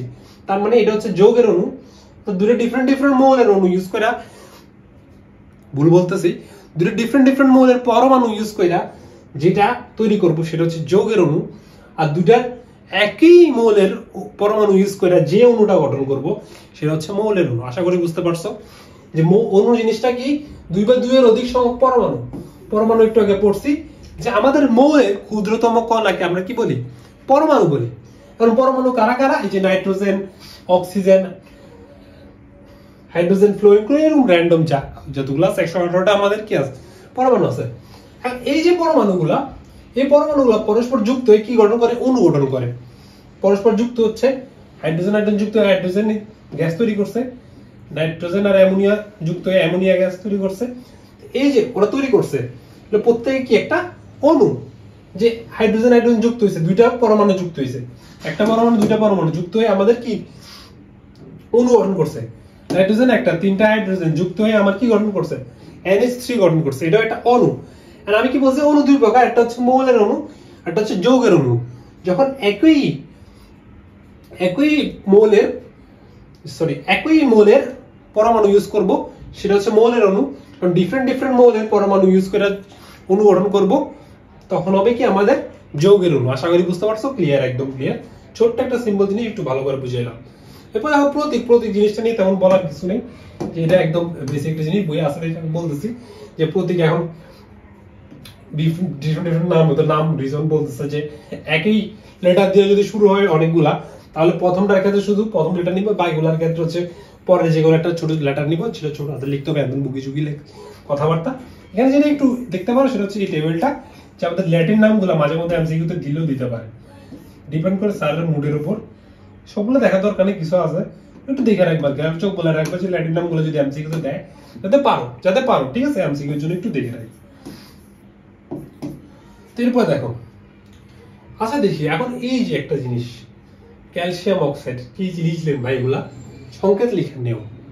তোমাদের ছোট্ট একটা জিনিস বুঝাই, যে এসএসসি লেভেল পাস কইরা এইচএসসি লেভেলে চলে যায়, কিন্তু কিভাবে একটা সংকেত লিখতে হবে, কিভাবে একটা যৌগ লিখতে হবে ওরা জানে না, ঠিক আছে? ওরা মুখস্থ করে কেমিস্ট্রি শিখতেছে। কেমিস্ট্রি কিন্তু মুখস্থর জিনিস না, কেমিস্ট্রি ফিল করার বিষয়। এখন দেখো একটা সংকেত লেখার নিয়ম একটা বেসিক জিনিস, এখন কথা হচ্ছে এটার ইম্পর্টেন্স কি, কেন আমাদের সংকেত লিখা জানতে হবে।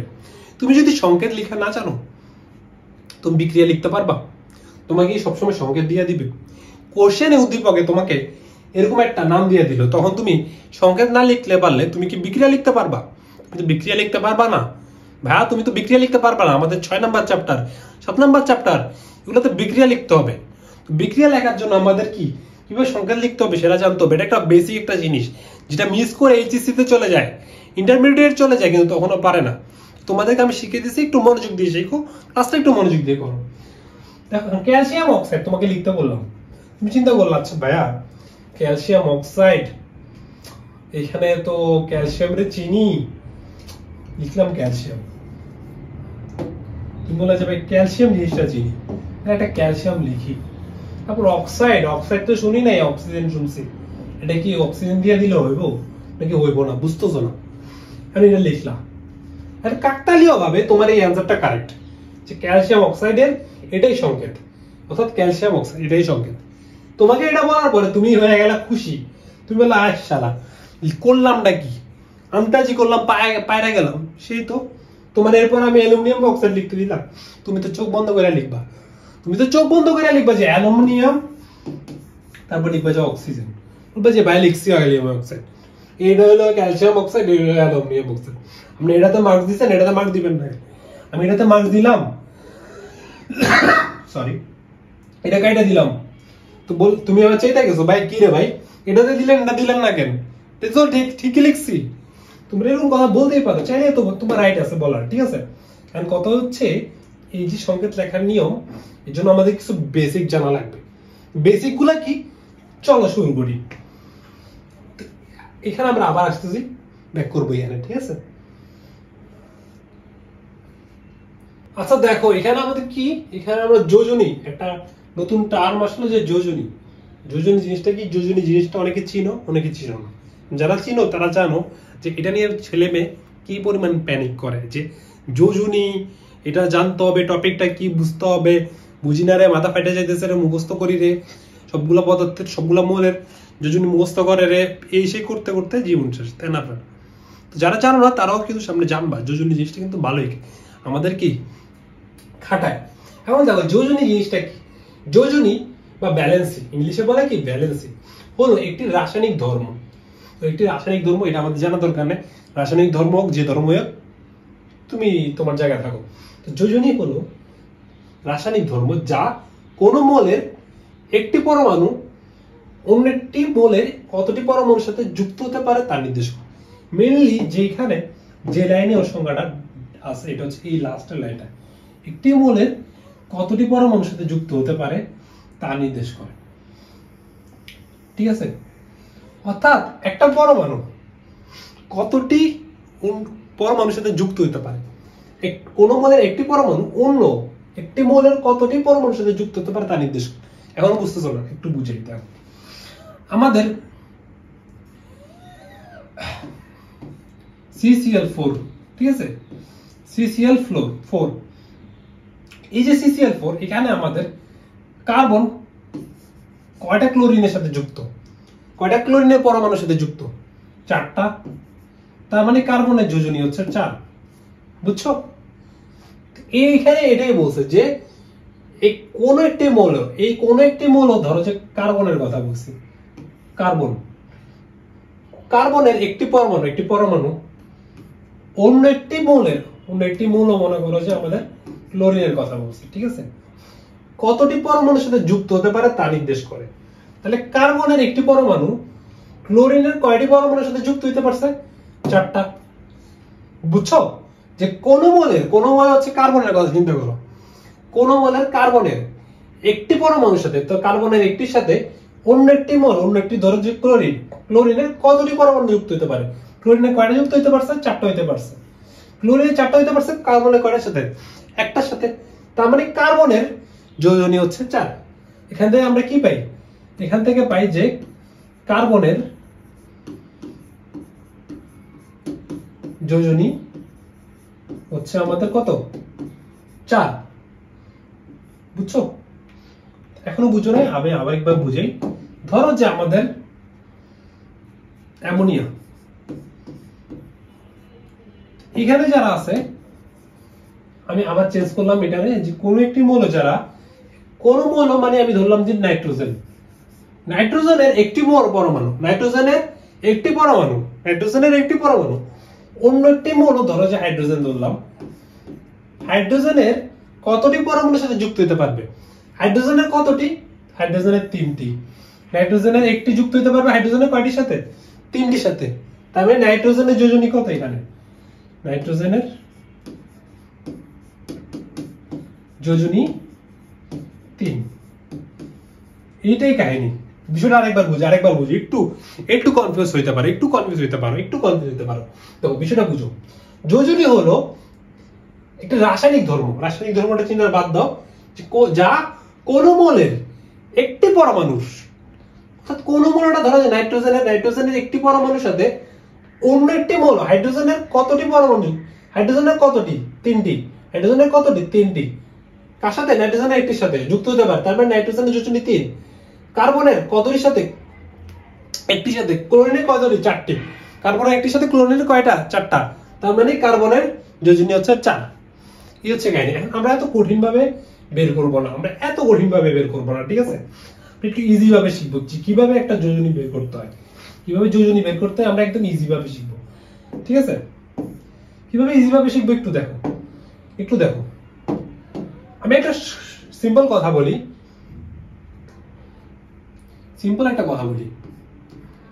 যে আমাদের যে পরমাণু সমূহ কি হইতেছে জানো? পরমাণু সমূহ মানুষের মতো। পরমাণু সমূহ কিসের মতো জানো? পরমাণু সমূহ হচ্ছে মানুষের মতো। ওরা হচ্ছে স্টেবল হইতে চায়। ওরা হচ্ছে মানুষ কি হইতে চায়? স্টেবল হতে চায়। তুমি যে পড়াশোনা করতেছো কেন করতেছো? তুমি স্টেবিলিটির জন্য করতেছো, লাইফ স্টেবল হইতে চাও।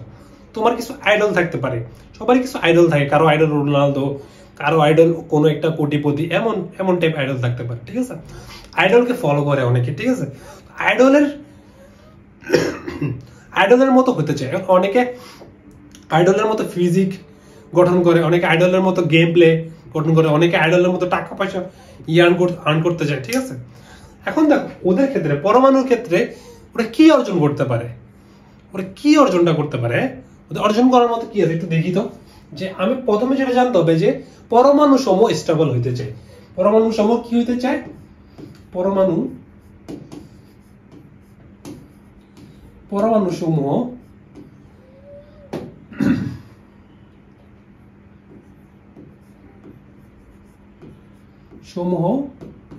স্টেবল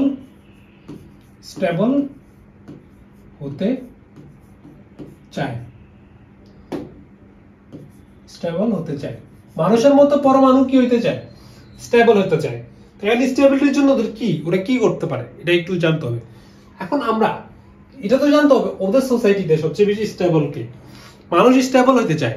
স্টেবলের তো মাপকাঠি আছে, যে মানে একটা লিমিটেশন বা একটা তো আমাদের কি আছে, যে মানে ওইটা হইলে মানে ওইটা হওয়া মানে স্টেবিলিটি। যে মানে মাসে 1 লাখ টাকা কামানো মানে হচ্ছে আমাদের কি কামানো মানে হচ্ছে আমাদের স্টেবিলিটি। এই যে একটা রেঞ্জ সেট করা, তো একটা তো কোনো একটা কিছু থাকতে পারে ওদের সোসাইটিতে। তো চলো আমরা দেখি যে পরমাণু সোসাইটিতে কি। তো পরমাণু সোসাইটিতে আমরা খবর নিলাম, সোসাইটি থেকে আমরা জানলাম আমরা কি জানলাম?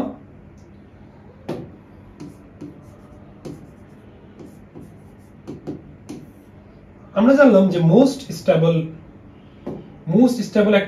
আমরা একটা ফ্যামিলি পাইলাম, যে এই ফ্যামিলির ওরা অনেক বেশি স্টেবল। এই ফ্যামিলির ওরা কি অনেক বেশি স্টেবল। আমরা একটা স্টেবল ফ্যামিলি পাইলাম, যে এই ফ্যামিলির ওরা কি অনেক বেশি স্টেবল। তো ওরা কারা? ওরা হচ্ছে কি আমাদের helium, neon, argon, krypton, Xanon, এরকম আরো অনেকেই আছে। তো এরকম ওদের এই যে ওরা হচ্ছে একটা গ্রুপ, একটা ফ্যামিলি। ওদেরকে আমরা জানলাম যে ওরা হচ্ছে কি সবচেয়ে বেশি স্টেবল। ওরা হচ্ছে কি আমাদের এই ফ্যামিলিটাকে আবিষ্কার করলাম যে মোস্ট স্টেবল।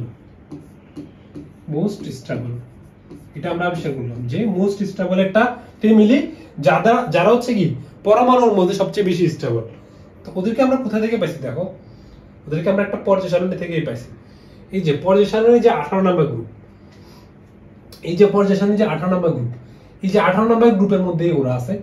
এই 18 নম্বর গ্রুপে যে সবাই আছে এদেরকে সবাইকে বলা হয় নিষ্ক্রিয় গ্যাসের গ্রুপ। এই গ্রুপটাকে কি বলা হয়? নিষ্ক্রিয় গ্যাসের গ্রুপ।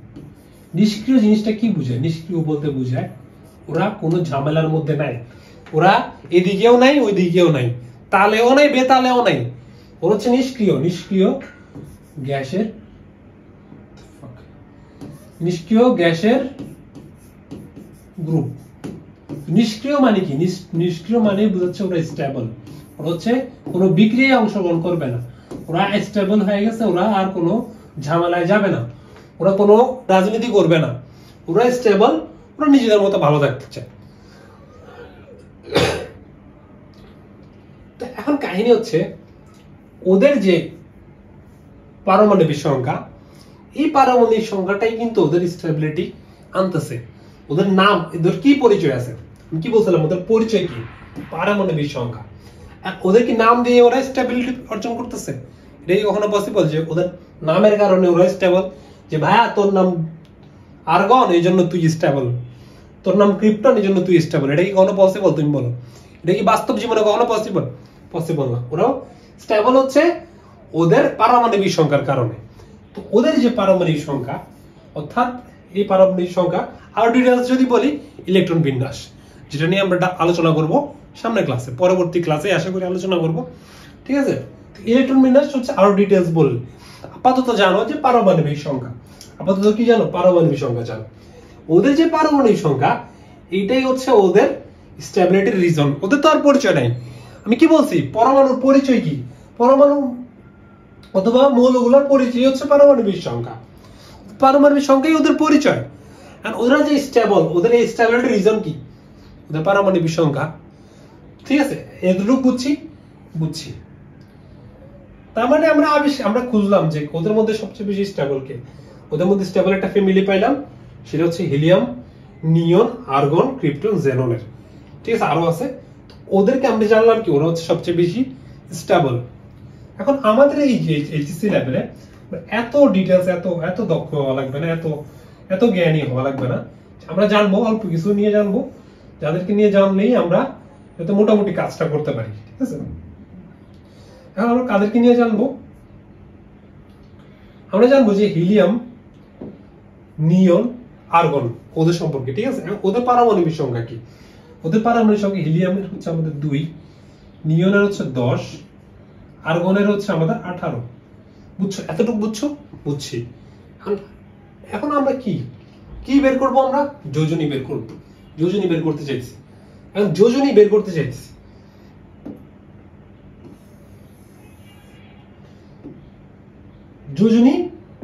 চাইছি। এখন দেখো কি বলছে যে পরমাণু সমূহ স্টেবল হতে চায়। স্টেবল কিভাবে হবে? এই পারমাণবিক সংখ্যাগুলো অর্জন করতে চাবে। এই যে মোস্ট স্টেবল ফ্যামিলি, তুমি স্টেবল হইতে চাও। স্টেবিলিটি তোমার কাছে রেশিও হচ্ছে কি? তোমার টাকা কামাইতে হবে, এটা তোমার রেশিও, যে আমার অত টাকা কামাইতে হবে। ঠিক আছে, অত টাকা কামাইতে পারলে আমি স্টেবল, অত টাকা কামাইতে পারলে আমি স্টেবল। ঠিক আছে, স্টেবিলিটির ওরাও একটা ডিগ্রি সেট করছে। ওদের ডিগ্রি কারা? ওদের ডিগ্রি হচ্ছে 18 নম্বর গ্রুপ। এটা কি আমাদের 18 নম্বর গ্রুপ? 18 নং গ্রুপ। 18 নং গ্রুপের সদস্যকে ওরা স্টেবিলিটি ডিগ্রি সেট করছে। তো ওদের পারমাণবিক সংখ্যা অর্জন করতে হবে। ওদের কি অর্জন করতে হবে? ওদের পারমাণবিক সংখ্যা অর্জন করতে হবে। এখন কিভাবে ডিফাইন করব? তো ট্রিক্স লিখবো আমরা, কিছু ট্রিক্স, যে আমরা এটা বের করার ট্রিক্স, যে যোজনী বের করার ট্রিক্স খাতায় লিখে রাখো, খাতায় আমার সাথে লিখে রাখো। ঠিক আছে,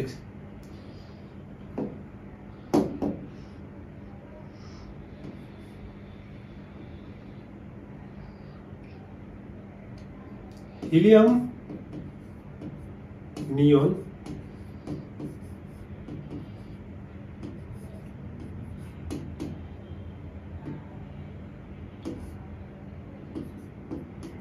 আর্গনের পারমাণবিক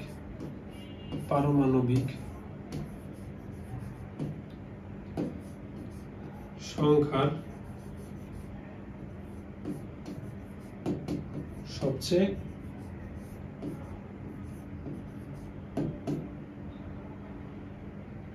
একটা জিনিস মিস গেছে, হচ্ছে কি হিলিয়াম নিয়ন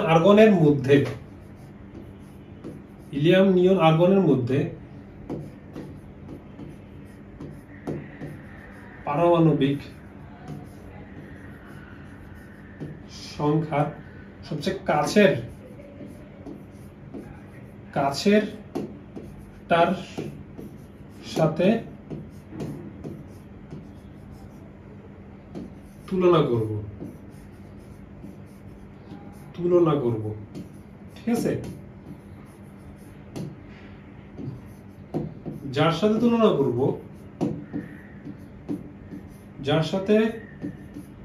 তুলনা করব তাদের মধ্যে পারমাণবিক সংখ্যার পার্থক্য বের করব। ঠিক আছে, এতটুকু বুঝছো? না বুঝলে বুঝবা, এখন বুঝবা। প্রথমে হচ্ছে আমরা কি করব, হিলিয়াম নিয়ন আর্গনের মধ্যে পারমাণবিক সংখ্যা সবচেয়ে কাছেরটার সাথে তুলনা করব। ঠিক আছে, র্যান্ডম একটা নিব, ওটার মধ্যে যেটা সবচেয়ে কাছে হবে ওটার সাথে তুলনা করব। এই তিনজনের মধ্যে যেটা সবচেয়ে কাছে হবে ওর সাথে তুলনা করব। ধরো আমি র্যান্ডম নিলাম, কাকে নিলাম? র্যান্ডম নিলাম অক্সিজেন 8। ঠিক আছে, র্যান্ডম নিলাম যে আমি এখন ওর যোজনী বের করতে চাই, অক্সিজেনের যোজনী আমি বের করতে চাই। এই যে অক্সিজেন নিলাম, অক্সিজেন 8। এখন অক্সিজেনের সাথে হিলিয়ামের, নিয়ন আর আর্গন এই তিনজনের মধ্যে সবচেয়ে কাছে কে, এটা দেখবা। সবচেয়ে কাছেরটার সাথে তুলনা করব। সবচেয়ে কাছে কে দেখো তো, সবচেয়ে কাছে আমার হিলিয়াম কি সবচেয়ে কাছে? হিলিয়াম 2, অক্সিজেন 8 অনেক দূরে। আর্গন কি সবচেয়ে কাছে? অক্সিজেন 8, আর্গন 18 অনেক দূরে। নিয়ন 10, অক্সিজেন 8 মোটামুটি কাছে আছে। তার মানে আমার অক্সিজেনের তুলনা হবে কার সাথে? নিয়নের সাথে। এরপরে কি বলছি, যে যার সাথে তুলনা করব তাদের মধ্যে পারমাণবিক সংখ্যার পার্থক্য বের করব। অক্সিজেনের পারমাণবিক সংখ্যা 8, নিয়নের পারমাণবিক সংখ্যা কত? 10। ওদের পারমাণবিক সংখ্যার পার্থক্য কত? 2। কত? 2। এটা হচ্ছে আমাদের কি অক্সিজেনের যোজনী। তো যোজনী বের করার এর থেকে সিম্পল ওয়ে আর আছে? আর কি মুখস্থ করা লাগবে? আর মুখস্থ করা লাগবে না। দেখো আরেকটা দেখি, ধরো যে সোডিয়াম 11, সোডিয়াম 11 সবচেয়ে কাছে কে? নিয়ন। আর নিয়নের 10, সোডিয়ামের 11। পার্থক্য কত? 1। পার্থক্য কত আমাদের? 1। তার মানে আমাদের সোডিয়ামের পারমাণবিক সংখ্যা কত আমাদের? 1। সোডিয়ামের পারমাণবিক সংখ্যা কত আমাদের? 1। দেখো এরপর দেখো, এখন দেখি এটা কোথাও লিখলে ভালো হতো, যে আমি পারমাণবিক সংখ্যাগুলো যে লিখতেছি এটা একটু লিখলে ভালো হতো।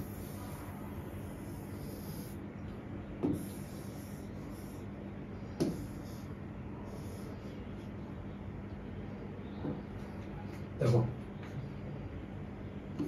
অক্সিজেনের যোজনী কত পাইছি আমরা?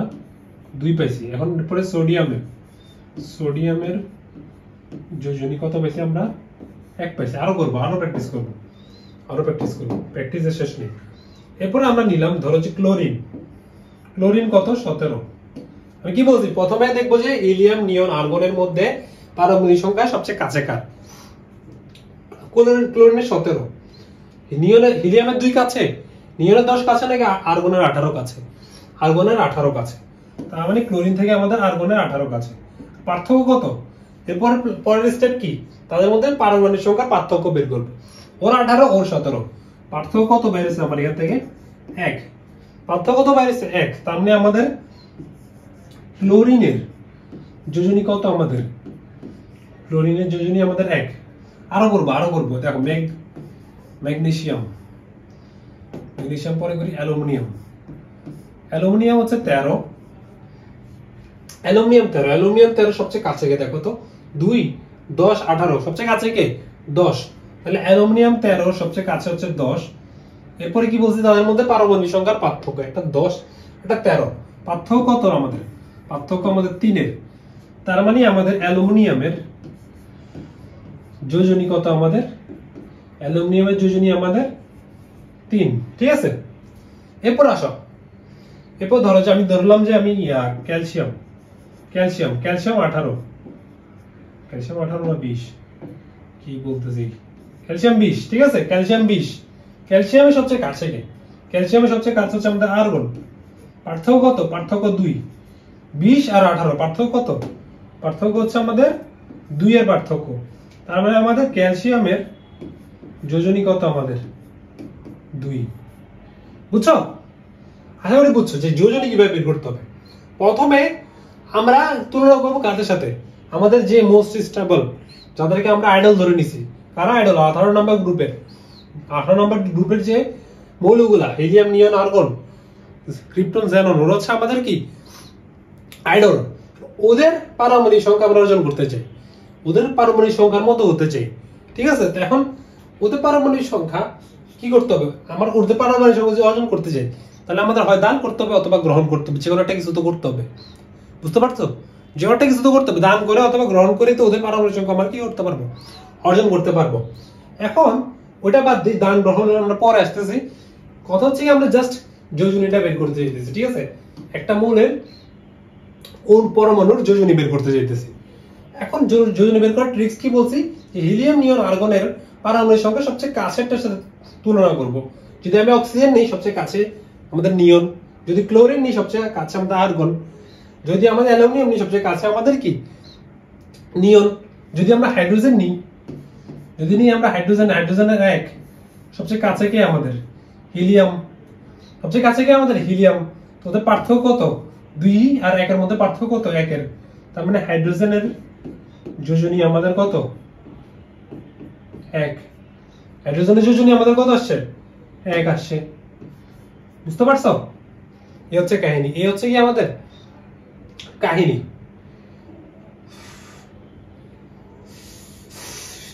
বুঝছো এইভাবে আমরা কি বের করতে পারবো আমরা যোজনী বের করতে পারবো এখন আমরা যদি লেখার ট্রাই করি যে আমরা সংকেত লিখবো ঠিক আছে এখন দেখি সংকেত লিখবো আমরা এখন আমরা সুন্দরভাবে লিখতে পারবো এখন কি লিখতে পারবো আমার মনে হয় না এখন লিখতে পারবো কিন্তু আমাদেরকে একটা জিনিস জানতে হবে একটা জিনিস জানতে হবে সেটা কি সেটা হচ্ছে দেখো আমার সাথে লিখো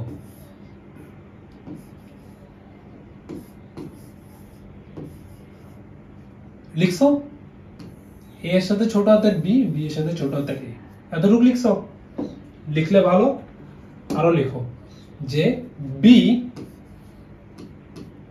হচ্ছে আমাদের বি এর যোজনী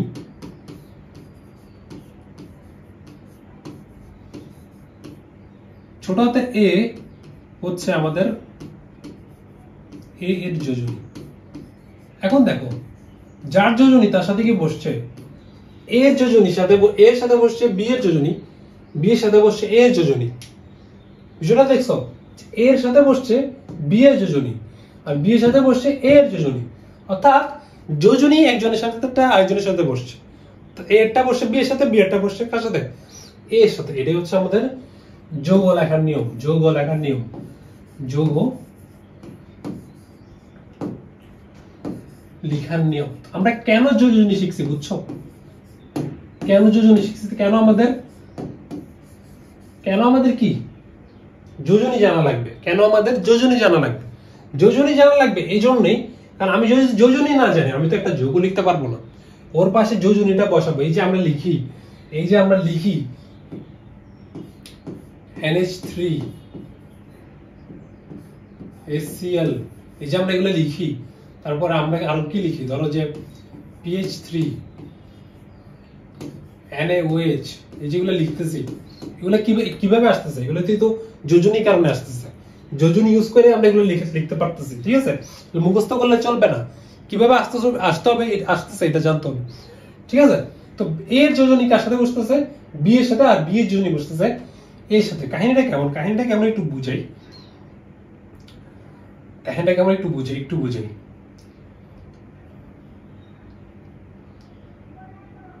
ধরো যে আমি সেখানে তো আমাদের एग्जांपल আছে এই যে এখানে एग्जांपल আছে এগুলো আমরা এখন লিখবো দেখো ক্যালসিয়াম অক্সাইড তো প্রথমে আমরা কি করব এ বি লিখে ফেলবো। এ বিটা কি, এ আর বিটা কি, এ বি মানে হচ্ছে, এ মানে হচ্ছে ধরো যে এ আর বি মানে হচ্ছে তোমার কি হইতে পারে, calcium, sorry chlorine, calcium, potassium, phosphorus, sodium, যে কোনো কিছু হইতে পারে, মানে আমাদের ইত্যাদি 118টা যে কোনো কিছু হইতে পারে, এ আর বি। আর ছোট হাতের এ আর ছোট হাতের বি হচ্ছে আমাদের দুইটার যোজনী, ঠিক আছে।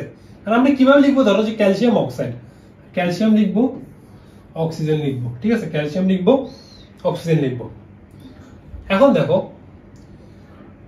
ক্যালসিয়ামের সাথে কে বসবে, একটু গ্যাপ দেই, ক্যালসিয়ামের সাথে বসবে অক্সিজেনের যোজনী, আর অক্সিজেনের সাথে বসবে ক্যালসিয়ামের যোজনী।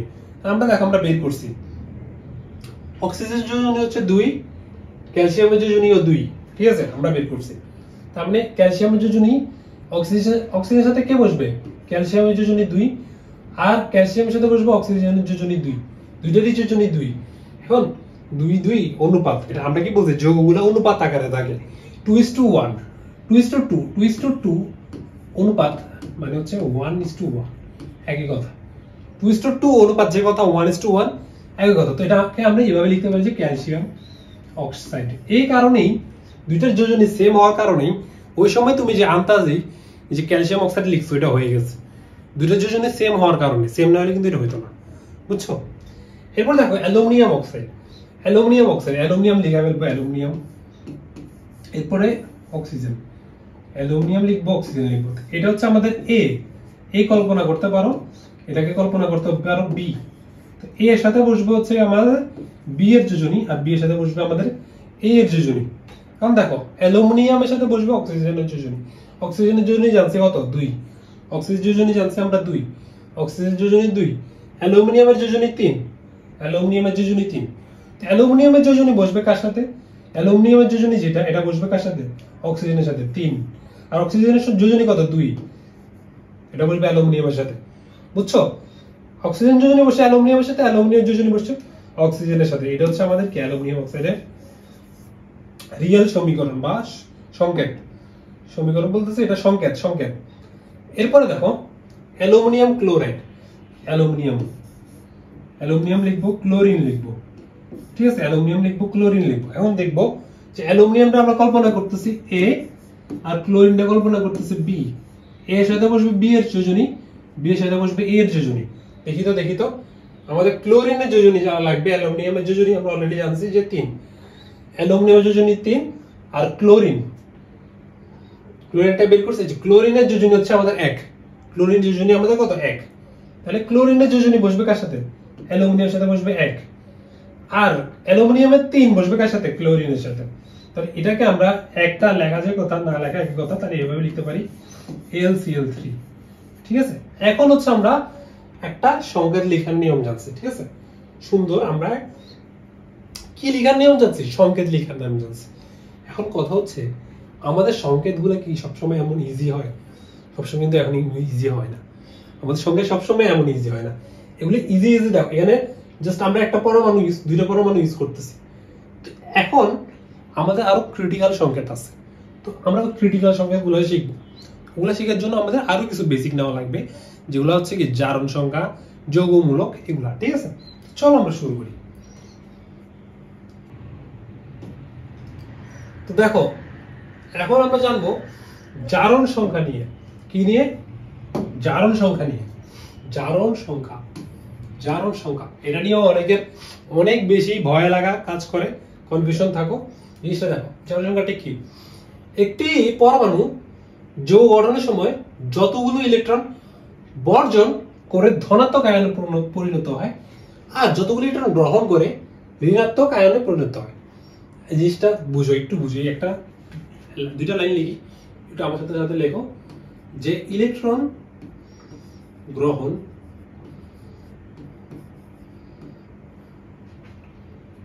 মানে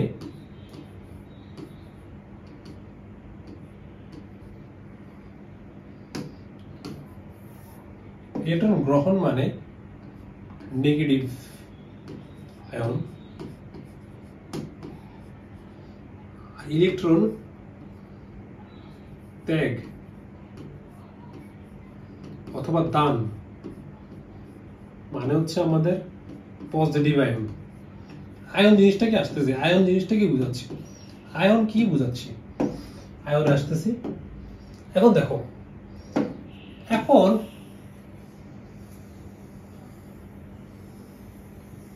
পরমাণু ইলেকট্রন গ্রহণ করবে অথবা ত্যাগ করবে কেন, এটা হচ্ছে কোশ্চেন আমাদের। যে আমরা ইলেকট্রন গ্রহণ করব, ত্যাগ করব, ভালো কথা, কেন করবে, কেন করবে এটা আমাদের কোশ্চেন। তো কেন করবে এটা কিন্তু আমরা অলরেডি জানি। কেন করবে, কেন করবে, কেন, কেন করবে, স্ট্যাবিলিটির জন্য, স্ট্যাবিলিটির জন্য, স্ট্যাবিলিটির জন্য, স্ট্যাবিলিটি পড়ছি আমরা অলরেডি, যে আমরা জানি যে স্ট্যাবিলিটি অর্জন করতে চায়, স্টেবল হতে চায়। ও মানুষ নয় তো কি আছে, ওই স্টেবল হতে চায়, মানুষের মতো স্টেবল হতে চায়। আর ওই স্ট্যাবিলিটির জন্য কি করবে, ইলেকট্রন গ্রহণ অথবা ত্যাগ করবে। ইলেকট্রন গ্রহণ অথবা ত্যাগ করে ও কার পারমাণবিক সংখ্যা অর্জন করবে। যদি আমরা ডিপলি বলি, ইলেকট্রন বিন্যাস অর্জন করবে। দুইটা আমরা এখন আপাতত আলোচনা আনতেছি, যদি ইলেকট্রন বিন্যাস এখনো পড়িনি। এখন পারমাণবিক সংখ্যা দিয়ে কথা বলি, যে কার পারমাণবিক সংখ্যা অর্জন করতে চায়। যারা স্টেবল, শুনো, মানুষ স্টেবল হতে চায়, স্টেবল আমি টাকা দিয়ে তুলনা করছি, কার মতো টাকা অর্জন করতে চায়, যারা স্টেবল ওদের মতো, ও স্টেবল হইতে চায়, তো কার মতো স্টেবল হবে, যাদের পারমাণবিক সংখ্যা স্টেবল ওদের মতো। তো কারা স্টেবল আমরা অলরেডি জানি, কারা স্টেবল, মোস্ট স্টেবল। আমরা একটা পরিবারকে পেয়ে গেছি যে মোস্ট স্টেবল, ওরা, ওদেরকে আমরা কি বলি, মোস্ট স্টেবল পরিবার বলি। ওরা কারা, ওরা কারা, ওরা হচ্ছে আমাদের হিলিয়াম 2, নিয়ন 10। আমরা আপাতত 3 জনের নিয়ে কথা বলতেছি, যাদেরকে বাইরে আমরা আপাতত লাগতেছে, আমরা অত জ্ঞানী হওয়ার দরকার নেই। আপাতত আমরা ইজি ইজি শিখি, হ্যাঁ, ইজি জিনিস শিখতে শিখতে আমরা আস্তে আস্তে প্রো হবো। এখন দেখো, ওদের মতো পারমাণবিক সংখ্যা অর্জন করতে চায়, ওদের মতো পারমাণবিক সংখ্যা অর্জন করলে ও স্টেবল হবে। এখন কিভাবে অর্জন করবে, ইলেকট্রন বর্জন করে অথবা ইলেকট্রন গ্রহণ করে। ইলেকট্রন বর্জন করলে পজিটিভ হয়ে যাবে, আর ইলেকট্রন গ্রহণ করলে নেগেটিভ হয়ে যাবে। বুঝছো, ইলেকট্রন গ্রহণ মানে নেগেটিভ আয়ন, ইলেকট্রন দান অথবা ত্যাগ মানে পজিটিভ আয়ন। ঠিক আছে, কিভাবে পজিটিভ আয়ন নেগেটিভ আয়ন হয় এটা এখন আসে। এই যে জারণ সংখ্যা, এই এখানে কি বলছে, যতটা ইলেকট্রন গ্রহণ করবে সেটাই হচ্ছে ওর জারণ সংখ্যা। জারণ সংখ্যাটা কি, জারণ সংখ্যা হচ্ছে কি, ও যে স্টেবল হইতে চায়, এই স্টেবিলিটির জন্য যতটা ইলেকট্রন বর্জন করবে অথবা যতটা ইলেকট্রন গ্রহণ করে যে আয়নে পরিণত হবে, ওই ইলেকট্রনের সংখ্যাটাই হচ্ছে ওর জারণ সংখ্যা। অর্থাৎ যতটা ইলেকট্রন ও গ্রহণ করবে ওটাই হচ্ছে ওর জারণ সংখ্যা, যতটা ইলেকট্রন দান করবে ওটাই হচ্ছে ওর কি, জারণ সংখ্যা। এখন জারণ সংখ্যা আর যোজনীর মধ্যে একটা মিল আছে। মিলটা কি, যে ওদের যে মানগুলা সেম হয়, জাস্ট চিহ্নগুলা পরিবর্তন হয়। কিরকম দেখো, অক্সিজেন 8, অক্সিজেন উল্টা লিখছি, দেখো ব্রেনের কি অবস্থা, অক্সিজেন 8, ঠিক আছে, অক্সিজেন 8। এখন ও স্টেবল হতে চায়, স্টেবিলিটির জন্য ও কি, ওদের ইলেকট্রন বিন্যাস অর্জন করবে। ঠিক আছে, এখন ইলেকট্রন বিন্যাস অর্জন মানে হচ্ছে ওদের কি পারমাণবিক সংখ্যা অর্জন করবে। তো পারমাণবিক সংখ্যা সবচেয়ে কাছের কে, নিয়ন একটা অর্জন করবে। কিভাবে অর্জন করবে, ওর আছে 8, ওর আছে কি 8, হইতে হবে কত 10। ও কি করবে, গ্রহণ করবে না বর্জন করবে, ও কি করবে, গ্রহণ করবে না বর্জন করবে, অফকোর্স কি করবে, গ্রহণ করবে। আছে 8, হইতে হবে 10, দুইটা নিতে হবে না, দুইটা গ্রহণ করতে হবে না। যে অক্সিজেনের আছে 8, হইতে হবে 10, তাহলে কি দুইটাও গ্রহণ করতে হবে, দুইটাও গ্রহণ করলেও কি নেগেটিভ আয়নে পরিণত হবে। ওইটাকে আমরা বলবো যে ও দুইটা গ্রহণ করবে +2, দুইটা ওর সাথে যুক্ত হবে, তখন ও নিয়ন 10 হবে। কিন্তু পরে ও কি হয়ে যাবে, ওর লাস্টে আউটপুট কি বের হবে জানো, অক্সিজেন 2-। অক্সিজেন 2- মানে কি, ও দুইটা গ্রহণ করছে। অক্সিজেন 2- মানে কি, ও দুইটা গ্রহণ করছে। এরপরে দেখো, এরপর আমরা নিলাম সোডিয়াম 11, আমাদের সোডিয়াম 11 স্টেবল হইতে চাই, স্টেবিলিটির জন্য ওদেরকে ফলো করবে। সবচেয়ে কাছে গিয়ে নিয়ন, নিয়নের 10, ওর আছে 11, ওর কি এক্সট্রা আছে না, ও কি করবে ছেড়ে দিবে। আর ছেড়ে দিলে আমি কি বলছি পজিটিভ হবে, গ্রহণ করলে নেগেটিভ, গ্রহণ করছে দুইটা নেগেটিভ হয়ে গেছে, ও ছেড়ে দিবে। তো ওর সম্পর্ক কার সাথে হবে, নিয়নের সাথে হবে, যেখানে ও একটা মাইনাস হবে, ওর থেকে একটা ও ছেড়ে দিবে, ও একটা ছেড়ে দিয়ে নিয়নের মতো হইতে যাবে, নিয়নের মতো 10 হবে, একটা ছেড়ে দিছে। ওর ফাইনাল আউটকাম কি হবে, ওর ফাইনাল আউটকাম হবে, ও যে ছেড়ে দিয়েছে, ছেড়ে দেওয়ার পরে ওর আউটকাম হবে সোডিয়াম প্লাস। সোডিয়াম প্লাস মানে কি, সোডিয়াম প্লাস মানে ও একটা ছেড়ে দিছে, একটা ছেড়ে দিছে। সোডিয়াম প্লাস মানে কি একটা ছেড়ে দিছে। আশা করি বুঝতে পারছো। এখন আমি আরেকটা নিব, সেটা হচ্ছে ক্লোরিন 17। এখন দেখো এখান থেকে আমি জারণ সংখ্যা কি পাইতেছি, অক্সিজেনের জারণ সংখ্যা হচ্ছে 2-, সোডিয়ামের জারণ সংখ্যা হচ্ছে +1, বুঝছো, এগুলো হচ্ছে জারণ সংখ্যা। আমি দেখো অক্সিজেনের যোজনী কিন্তু 2ই পাইছি, জাস্ট সামনে একটা মাইনাস যুক্ত হচ্ছে। সোডিয়ামের জারণ সংখ্যা আমি যোজনী কিন্তু একই পাইছি, জাস্ট সামনে একটা প্লাস যুক্ত হচ্ছে, ঠিক আছে। যদি আমি লিখি এই সাইডে লেখা ট্রাই করি যে অক্সিজেনের জারণ সংখ্যা সোডিয়ামের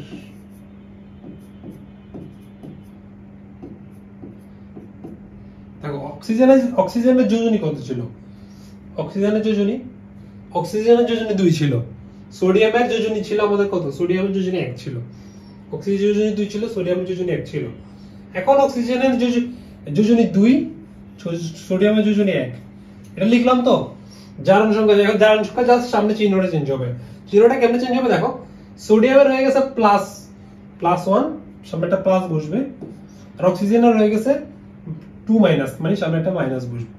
অর্থাৎ অক্সিজেনের জারণ সংখ্যা -2, সোডিয়ামের জারণ সংখ্যা +1।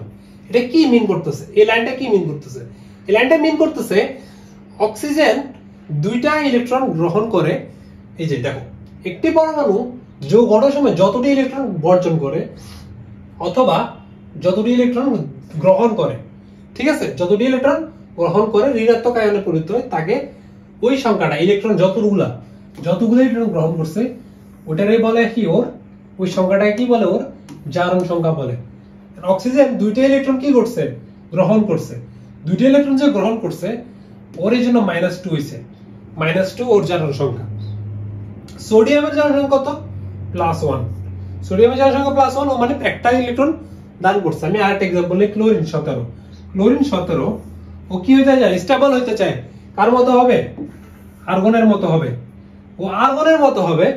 এখন ওর আর্গনের মতো হইলে আর কি লাগে, একটা ইলেকট্রন লাগে +1, একটা ইলেকট্রন লাগে, ঠিক আছে, একটা ইলেকট্রন যুক্ত করছে।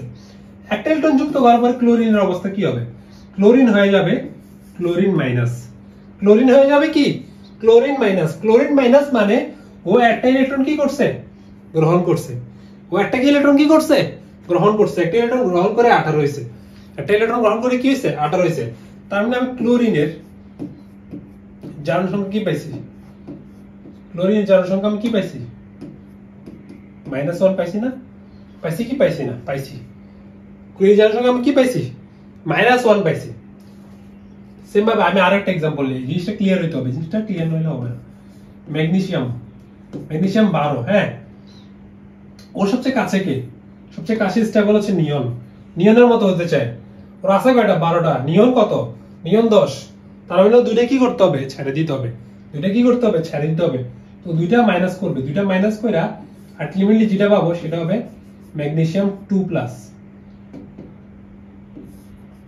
ম্যাগনেসিয়াম 2+, ম্যাগনেসিয়াম 2+ মানে কি, আমি কি বলছি, প্লাস মানে কি ত্যাগ করা, প্লাস মানে ত্যাগ করা, 2+ মানে দুইটা ত্যাগ করছে, প্লাস মানে ত্যাগ করা, 2+ মানে কয়টা ত্যাগ করছে, দুইটা ত্যাগ করছে, দুইটা।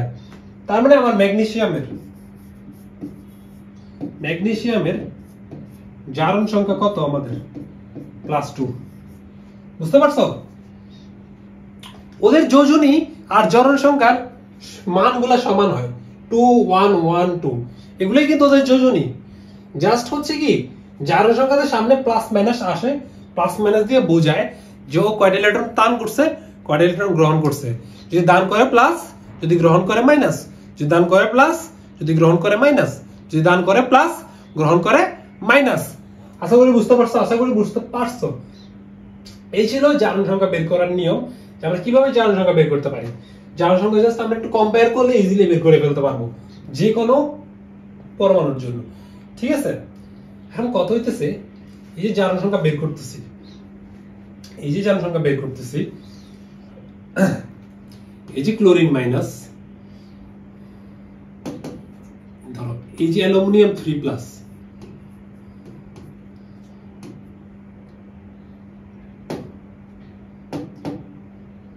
একটু আগে আমরা কি পড়ছিলাম, অ্যালুমিনিয়াম ক্লোরাইড পড়ছিলাম একটা, ঠিক আছে। যে অ্যালুমিনিয়াম ক্লোরাইড পড়ছিলাম না, এই যে অ্যালুমিনিয়াম ক্লোরাইডকে আমি যদি ভাঙি, অ্যালুমিনিয়াম ক্লোরাইডকে ভাঙলে আমি কি পাবো জানো, অ্যালুমিনিয়াম ক্লোরাইডকে ভাঙলে আমি অ্যালুমিনিয়াম 3+,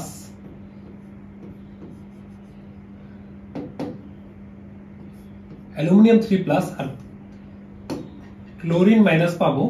কয়টা ক্লোরিন? 3টা ক্লোরিন। কয়টা ক্লোরিন? 3টা ক্লোরিন।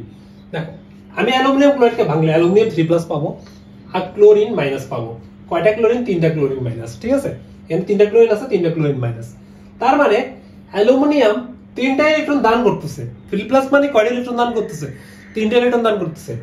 আর প্রত্যেকটা ক্লোরিন একটা করে ইলেকট্রন গ্রহণ করতেছে, আর 3টা ইলেকট্রন, 3টা ক্লোরিন 3টা ইলেকট্রন গ্রহণ করতেছে। অ্যালুমিনিয়াম 3টা দান করতেছে, প্রত্যেকটা ক্লোরিন একটা করে ইলেকট্রন গ্রহণ করতেছে। এটা ক্লোরিন আছে কয়টা? 3 জন। তাহলে 3টা ক্লোরিন 3টা গ্রহণ করছে।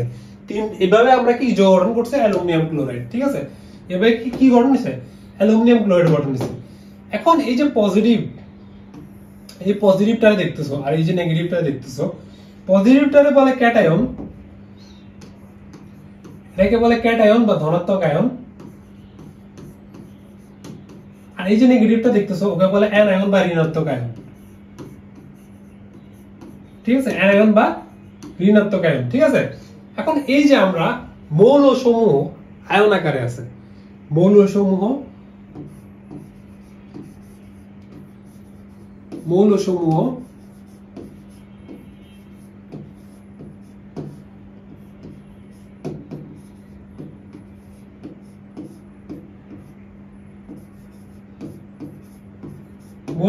আয়ন আকারে আছে। কিরকম আয়ন আকারে? এই যে আমাদের মৌল সোডিয়াম প্লাস আয়ন আকারে আছে, ক্লোরিন মাইনাস আয়ন আকারে আছে, অক্সিজেন 2- আয়ন আকারে আছে, ম্যাগনেসিয়াম 2+ আয়ন আকারে আছে। প্রত্যেকটা মৌল কি আকারে আছে? আয়ন আকারে আছে। পজিটিভ হলে ক্যাটায়ন, নেগেটিভ হলে অ্যানায়ন। পজিটিভ হলে ক্যাটায়ন, নেগেটিভ হলে কি আমাদের অ্যানায়ন। সোডিয়াম প্লাস মানে ও একটা ইলেকট্রন দান করছে, ক্লোরিন মাইনাস মানে একটা ইলেকট্রন গ্রহণ করছে, অক্সিজেন 2- মানে দুইটা ইলেকট্রন গ্রহণ করছে, ম্যাগনেসিয়াম 2+ মানে দুইটা ইলেকট্রন দান করছে। এই যে মৌলসমূহ আয়ন আকারে আছে, সেম ভাবে আমাদের যৌগসমূহ থাকতে পারে। যৌগসমূহ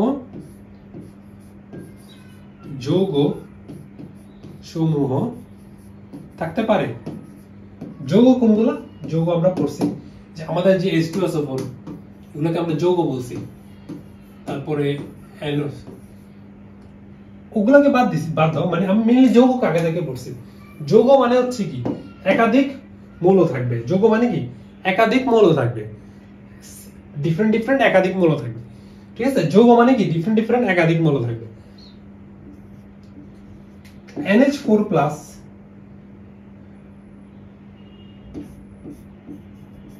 এটা একটা যৌগ, NH4 একটা যৌগ, ঠিক আছে। আর উপরে একটা প্লাস আছে, তার মানে কি? যৌগসমূহ কি আকার আছে? আয়ন আকার আছে। NH4 একটা যৌগ, প্লাসটা পরে লিখি। দেখ NH4 একটা যৌগ না? অফকোর্স যৌগ। কারণ কি? আমি কি বলছি? যৌগ মানে কি? যৌগ মানে হচ্ছে কি একাধিক মৌল। যৌগ মানে কিভাবে গঠন করতে হবে? যৌগ মানে একাধিক মৌল, একাধিক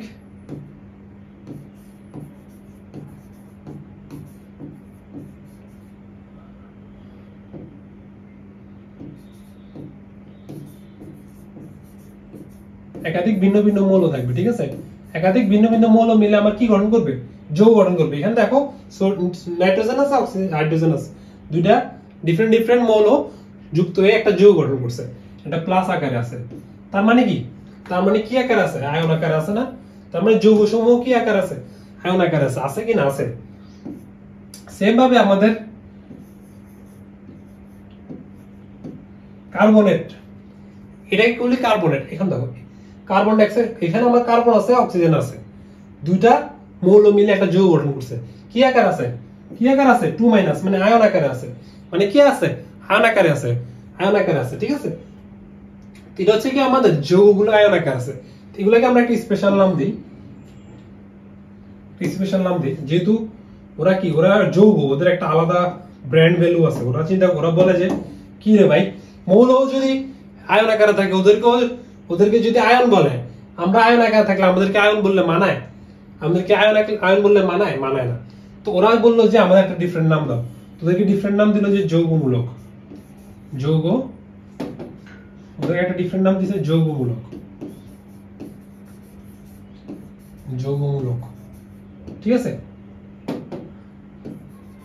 এটা হচ্ছে ওদের ডিফারেন্ট নাম, যে যৌগমূলক। আচ্ছা যা, তোরা বেশি লাফাইতেছ যে তোদেরকে আয়ন বলা যাবে না, তোদেরকে নাম দিছে যৌগমূলক। তো আমরা এখান থেকে কি জানছি? আমরা জানছি যে আয়ন দুই প্রকার, আয়ন দুই প্রকার।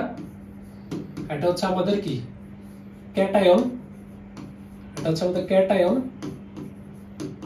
আর এটা হচ্ছে আমাদের কি অ্যানায়ন। যের মধ্যে ক্যাটায়ন মানে হচ্ছে পজিটিভ আয়ন, আর অ্যানায়ন মানে হচ্ছে আমাদের কি নেগেটিভ আয়ন, ঠিক আছে। আর আমাদের এই মৌলসমূহ আয়ন আকার থাকলে ওটাকে আয়ন বলে, ক্যাটায়ন অ্যানায়ন বলে। আর যৌগসমূহ আয়ন আকার থাকলে সেটাকে আমরা কি বলি? যৌগমূলক বলি, ঠিক আছে। যৌগসমূহ আয়ন আকারে থাকতে পারে, আর ওরা আয়ন আকারে থাকলে আমরা যৌগমূলক বলি। আর মৌলসমূহ আয়ন আকারে থাকলে তাদেরকে আমরা আয়ন বলি। দুই টাইপের আয়ন, ক্যাটায়ন অ্যানায়ন, ঠিক আছে। এখন আমরা কিছু যৌগমূলক সম্পর্কে জানবো, কিছু যৌগমূলক সম্পর্কে জানবো, যাদের সম্পর্কে জানলে না জানলে নয়, ঠিক আছে। তাদের সম্পর্কে আমাদের কি জানা আমাদের ইম্পর্টেন্ট, এই কেমিস্ট্রির জন্য অ্যাটলিস্ট ইম্পর্টেন্ট, যে আমরা কেমিস্ট্রিতে আমরা ডিফারেন্ট যৌগ লিখবো, আমাদের কোশ্চেনে দিবে। আমরা ডিফারেন্ট টাইপের যৌগ আমাদের কোশ্চেন উদ্দীপকে দিয়ে দেয়। তো এগুলো আমাদেরকে জানার জন্য, এই যৌগমূলকগুলা লেখার জন্য আমাদের যৌগমূলকগুলা কি হবে, জানতে হবে, ঠিক আছে। তো এই যৌগমূলক সম্পর্কে আমরা একটু ধারণা নেওয়ার ট্রাই করি, চলো দেখি। দেখো এই যৌগমূলকগুলোকে আমরা তিনটা গ্রুপে ভাগ করছি, ঠিক আছে। যে গ্রুপগুলো একটা নাম দিয়ে দিই, চলো দেখি। এদেরকে নাম দিলাম একযোজী, এদেরকে দিলাম দ্বিযোজী,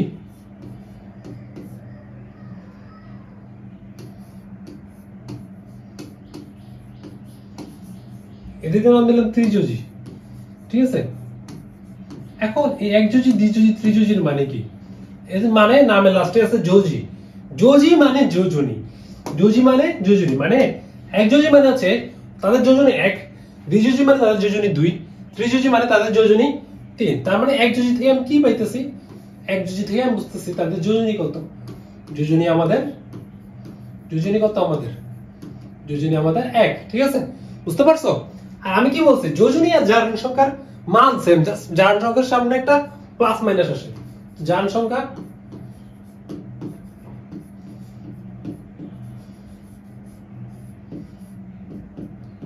যদি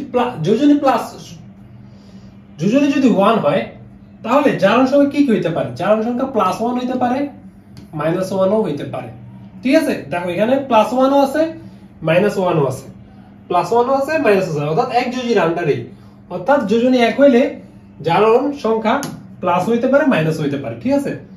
এখন আসলে ওদের নামগুলো জেনে নি, নাম না জানলে তো হবে না। এই যে আমাদের যৌগমূলকগুলা যাদেরকে নিয়ে আমাদের এত আলোচনা, এই যৌগমূলকগুলোর নাম আমরা জেনে নিই, চলো। যে NH4+, এটা হচ্ছে আমাদের ammonium,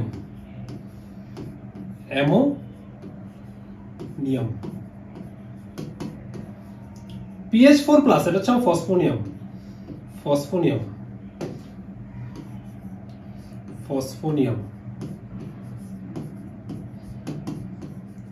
OH- oxide,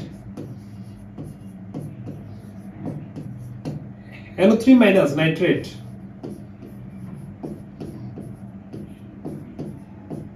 CN- cyanide,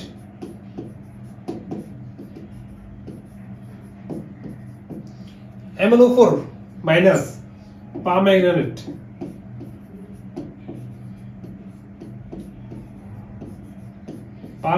ঠিক আছে। তারপরে SCO3- বাইকার্বনেট, হাইড্রোজেন থাকলে একটা বাই অ্যাড হয়, যদি কোনো একটা সামনে হাইড্রোজেন এক্সট্রা থাকে তাহলে বাইকার্বনেট, বাইকার্বনেট। নিচেটা হচ্ছে বাইসালফেট, এটা হচ্ছে কি বাই সালফেট। ঠিক আছে, এই গেল আমাদের একযোজি। এখন আমরা দ্বিযোজি গুলা নিয়ে কথা বলবো। দ্বিযোজি মানে যোজনী দুই। তাহলে এখন দেখো সালফেট, SO4 2 মানে হচ্ছে সালফেট, মোস্ট আমাদের popular in the batch sulphate. এরপর দেখো CO3 2 কার্বনেট, CO3 2 কার্বনেট। এরপরে দেখো C2O4 2 C2O4 2 হচ্ছে অক্সালেট, অক্সালেট। ঠিক আছে, এরপরে আমাদের H2O3 2 এটা হচ্ছে আমাদের থায়োসালফেট, থায়োসালফেট। এরপর হচ্ছে কি S4O6 2 এটা হচ্ছে আমাদের কি টেট্রাথায়োনেট, টেট্রাথায়োনেট, থায়োনেট। এরপরে আমাদের লাস্টটা এটা হচ্ছে ডাইক্রোমেট, Cr2O CR2O7 2 এটা হচ্ছে আমাদের ডাইক্রোমেট, ডাইক্রোমেট। ঠিক আছে, এগুলো হচ্ছে আমাদের দ্বিযোজি। আর ত্রিযোজি আমরা একটাই পড়বো, সেটা হচ্ছে ফসফেট। ঠিক আছে, ফসফেট। এই হচ্ছে আলোচনা। আমাদের এখন এই নামগুলা মুখস্থ রাখতে হবে, নামগুলা আমাদের মুখস্থ রাখতে হবে। নামগুলা কিভাবে মুখস্থ করব? এই যে আমরা এভাবে আমাদের খাতায় লিখবো, তো খাতায় লিখে এগুলাতে হাত দিয়ে দিব, হাত দিয়ে এগুলা বলবো, এগুলো দেখে দেখে নাম বলা ট্রাই করবো। যে NH4+ দেখে অ্যামোনিয়াম বলা ট্রাই করবো, PH4+ দেখে আমাদের ফসফোনিয়াম বলতে হবে, অক্সাইড মাইনাস দেখে OH মাইনাস দেখে অক্সাইড বলতে হবে, NO3- দেখে নাইট্রেট বলতে হবে। ঠিক আছে, সেম ভাবে এগুলা SO4 2 থেকে সালফেট বলতে হবে, CO3 2 থেকে কার্বনেট বলতে হবে, এভাবে বলতে হবে, মুখস্থ করতে হবে। PO4 3 থেকে ফসফেট বলতে হবে। ঠিক আছে, একইভাবে উল্টা ভাবে করতে হবে। উল্টা ভাবে কিভাবে? যে অ্যামোনিয়াম দেখা ওর সংকেত বলতে হবে NH4 2+। এটা বেশি ইম্পর্টেন্ট। কারণ কি, আমাদের কোশ্চেন দিয়ে দিবে সংকেত বাংলা লেখা, বাংলায় নাম দিয়ে দিবে, তো আমার সংকেত ওটা লিখতে হবে। সংকেত লিখা আমাদের ওটার বিক্রিয়া লিখতে হবে, তো সংকেতটা আমাদের মনে রাখা লাগবে। অ্যামোনিয়াম বললে NH4+, এভাবে আমাদের না দেখে মুখস্থ করতে হবে, সবগুলো মুখস্থ করবা। ঠিক আছে, এর মধ্যে কিছু কিছু আছে বেশি ইম্পর্টেন্ট, কিন্তু আমি বলবো সব মুখস্থ করো। কি বলবো? সব মুখস্থ করো। ঠিক আছে, এখন কথা হচ্ছে কি, এই যে যৌগমূলক গুলা, এই যৌগমূলক গুলাকে আমরা A আর B আকারে তুলনা করব। A আর B কি?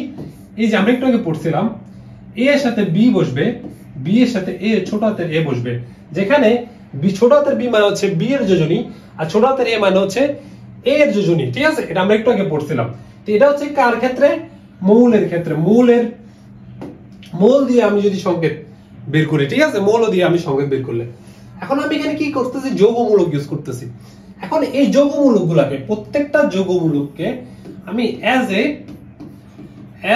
এ অথবা বি ব্যবহার করতে পারবো, ব্যবহার করব প্রত্যেকটা যৌগমূলককে। ঠিক আছে, অ্যাজ এ অথবা বি ব্যবহার করব। তাহলে বি হিসেবে ব্যবহার করলে ওর যোজনী এর সাথে বসবে, এ হিসেবে ব্যবহার করলে ওর যোজনী বি এর সাথে বসবে। ওদের যোজনী কিভাবে মুখস্থ রাখবো? এই যে বলে দিছি, ওরা একযোজি, ওরা দ্বিযোজি, ওরা ত্রিযোজি। এখন এভাবে তো মনে রাখা যায় না। তুমি যখন ওদের নামগুলো মুখস্থ করবা, NH4+ মানে প্লাস, শুধু প্লাস মানে 1 মানে ওর যোজনী 1। ঠিক আছে, PH4+ মানে ওর জারণ সংখ্যা +1 মানে ওর যোজনী 1। ঠিক আছে, সেম ভাবে SO4 2 মানে ওর জারণ সংখ্যা 2 মানে ওর যোজনী 2। এভাবে তোমার মনে রাখতে হবে। ঠিক আছে, ডাইরেক্ট সংকেত সহ মুখস্থ করতে হবে যে এই যোজনী SO4 2 কার্বনেট 2 CO3 2 C2O4 2 ঠিক আছে, এভাবে মুখস্থ করতে হবে। তাহলে ও যোজনী সহ মুখস্থ থাকবে আমাদের। যোজনী সহ মুখস্থ থাকলে সুবিধা কি? আমরা যৌগ লিখতে পারবো। ঠিক আছে, এখন বুঝতে পারছো যে আমরা যে এই যে এখানে ভুলে গেছো তুমি, ভুলে যাওয়ার তো কথা না, একটু আগে পড়ছি। এই যে আমরা এটা শিখলাম যে A B, যেখানে A এর সাথে বলবে B এর যোজনী, B এর সাথে বলবে A এর যোজনী। তো আমরা মৌল দিয়ে A B মানে আমরা মৌল লিখছি, ক্লোরিন, ক্যালসিয়াম, অক্সিজেন, এগুলো বিভিন্ন মৌল লিখছি বা পরমাণু বলতে পারো। তো ওদেরকে দিয়ে আমরা যৌগ গঠন করছিলাম। ঠিক আছে, এখন আমরা যৌগমূলক ইউজ করে যৌগ গঠন করব। দেখো কিভাবে, দেখো এই যে ক্যালসিয়াম ফসফেট। তো ক্যালসিয়াম প্রথমে লিখে ফেলি, ক্যালসিয়াম, ঠিক আছে। ফসফেট লিখবো এখন, ফসফেট দেখো, ফসফেট একটু আগে পড়ছি যে PO4 3 - লিখবো না, কারণ 3 - আমরা যখন ওদেরকে আয়ন আকারে লিখবো তখন লিখবো। এখন আমরা একটা যৌগ লিখতেছি, যৌগতে আমরা আয়ন লিখবো না, যৌগতে লিখবো কি, যৌগতে লিখবো যোজনী। যৌগতে কি লিখবো, যোজনী। এখন PO4 মানে ফসফেট, ফসফেটের যোজনী কত, একটু আগে লিখছি ত্রিযোজী। ফসফেট কি যোজী, ফসফেট ত্রিযোজী, তাহলে ফসফেটের যোজনী 3। তো ফসফেটের যোজনী কার সাথে বসবে, ক্যালসিয়ামের সাথে বসবে। আর ক্যালসিয়ামের যোজনী কত, ক্যালসিয়াম কত, ক্যালসিয়াম 20, ক্যালসিয়াম 20। সবচেয়ে কাছে কে, 18 আর আর্গন, আর্গন সবচেয়ে কাছে। পার্থক্য কত, পার্থক্য 2 এর, পার্থক্য কত 2 এর, তার মানে যোজনী কত 2, যোজনী 2। ক্যালসিয়ামের যোজনী বসবে ফসফেটের সাথে, ফসফেটের যোজনী বসে ক্যালসিয়ামের সাথে, ক্যালসিয়াম ফসফেট লেখা ডান। এটা হচ্ছে একদম ইজিয়েস্ট ওয়ে। ক্যালসিয়াম ফসফেট তোমাকে যদি নরমালি লিখতে দিত পারতা, পরীক্ষা হলে উদ্দীপকে দিয়ে দেবে ক্যালসিয়াম ফসফেট। তুমি যদি ক্যালসিয়াম ফসফেটের সংখ্যা দিয়ে না লিখতে পারো, তুমি বিক্রিয়া কেমনে লিখবা, বিক্রিয়া না লিখতে পারলে তুমি সমতা কেমনে করবা, সমতা করতে না পারলে তুমি ম্যাথ কেমনে করবা, বলো, তুমি আমারে বলো। এরপর আসো অ্যালুমিনিয়াম কার্বনেট, অ্যালুমিনিয়াম কার্বনেট আসবে এখন, কার্বনেট, কার্বনেট একটু আগে পড়ছি আমরা, দেখো দ্বিযোজিতে পড়ছি যে কার্বনেট CO3, ঠিক আছে। এখন আমরা কার্বনেটের যোজনী কত পড়ছি, 2 পড়ছি। অ্যালুমিনিয়ামের যোজনী কত, তাহলে একটা ব্র্যাকেট দিয়ে দেই যে অ্যালুমিনিয়ামের যোজনী কত পড়ছি, অ্যালুমিনিয়াম কত, অ্যালুমিনিয়াম 13, অ্যালুমিনিয়াম 13। সবচেয়ে কাছে কে, সবচেয়ে কাছে হচ্ছে আমাদের নিয়ন 10, নিয়ন 10। পার্থক্য কত, পার্থক্য কত 3 এর পার্থক্য। তাহলে অ্যালুমিনিয়ামের যোজনী 3। অ্যালুমিনিয়ামটা কার সাথে বসবে, কার্বনেটের সাথে বসবে, কার্বনেটটা বসে কার সাথে, অ্যালুমিনিয়ামের সাথে। অ্যালুমিনিয়ামে কার্বনেট লেখা শেষ। সোডিয়াম কার্বনেট, সোডিয়াম কার্বনেট, সোডিয়ামের যোজনী কত 1, তাহলে কার্বনেট লিখি, কার্বনেট। সোডিয়ামের যোজনী যদি 1 হয়, কার্বনেটের সাথে কিছু বসবে, কিছু বসবে না। কার্বনেটের যোজনী কত পড়ছি মাত্র 2, তাহলে সোডিয়ামের সাথে 2 বসবে। তাহলে এটা হচ্ছে আমাদের সোডিয়াম কার্বনেট। এইভাবেই আমাদের H2SO4 হইছে, ঠিক আছে, H2SO4, ঠিক আছে, H2SO4 বসছে। যে সালফেটের যোজনী কত, সালফেটের যোজনী হচ্ছে 2, H এর সাথে বসছে।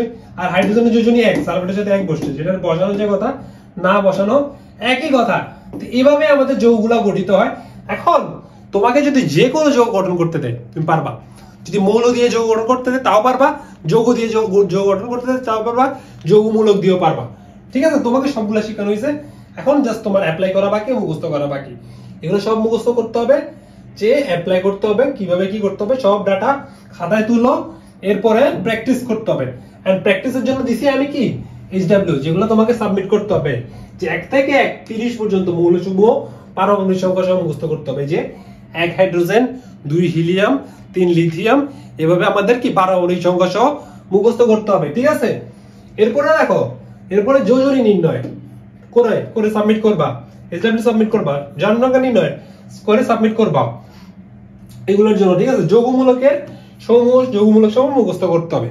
যতগুলো যৌগমূলক দিছি মুখস্থ করবে। তো এগুলো তুমি যেভাবে পাও সাবমিট করো গ্রুপে, আমাদের পেড গ্রুপে সাবমিট করো, ঠিক আছে।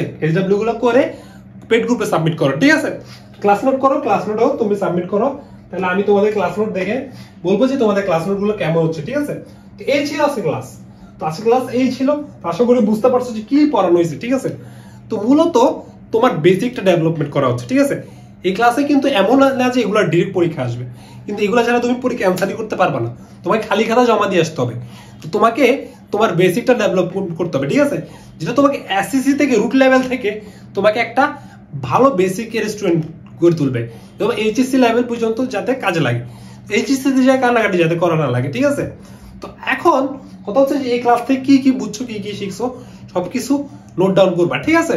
আর যদি না বুঝে থাকো আমি আছি, না বুঝে থাকলে কে আছে, হাত ভাইয়া আছে, তোমাদেরকে 100 বার বুঝাবো। যতবার বুঝবা না ততবার বুঝাবো, যতবার বুঝবা না আবার বুঝাবো, বুঝাবো না, যতক্ষণ বুঝবা না ততক্ষণ বুঝাবো, ঠিক আছে।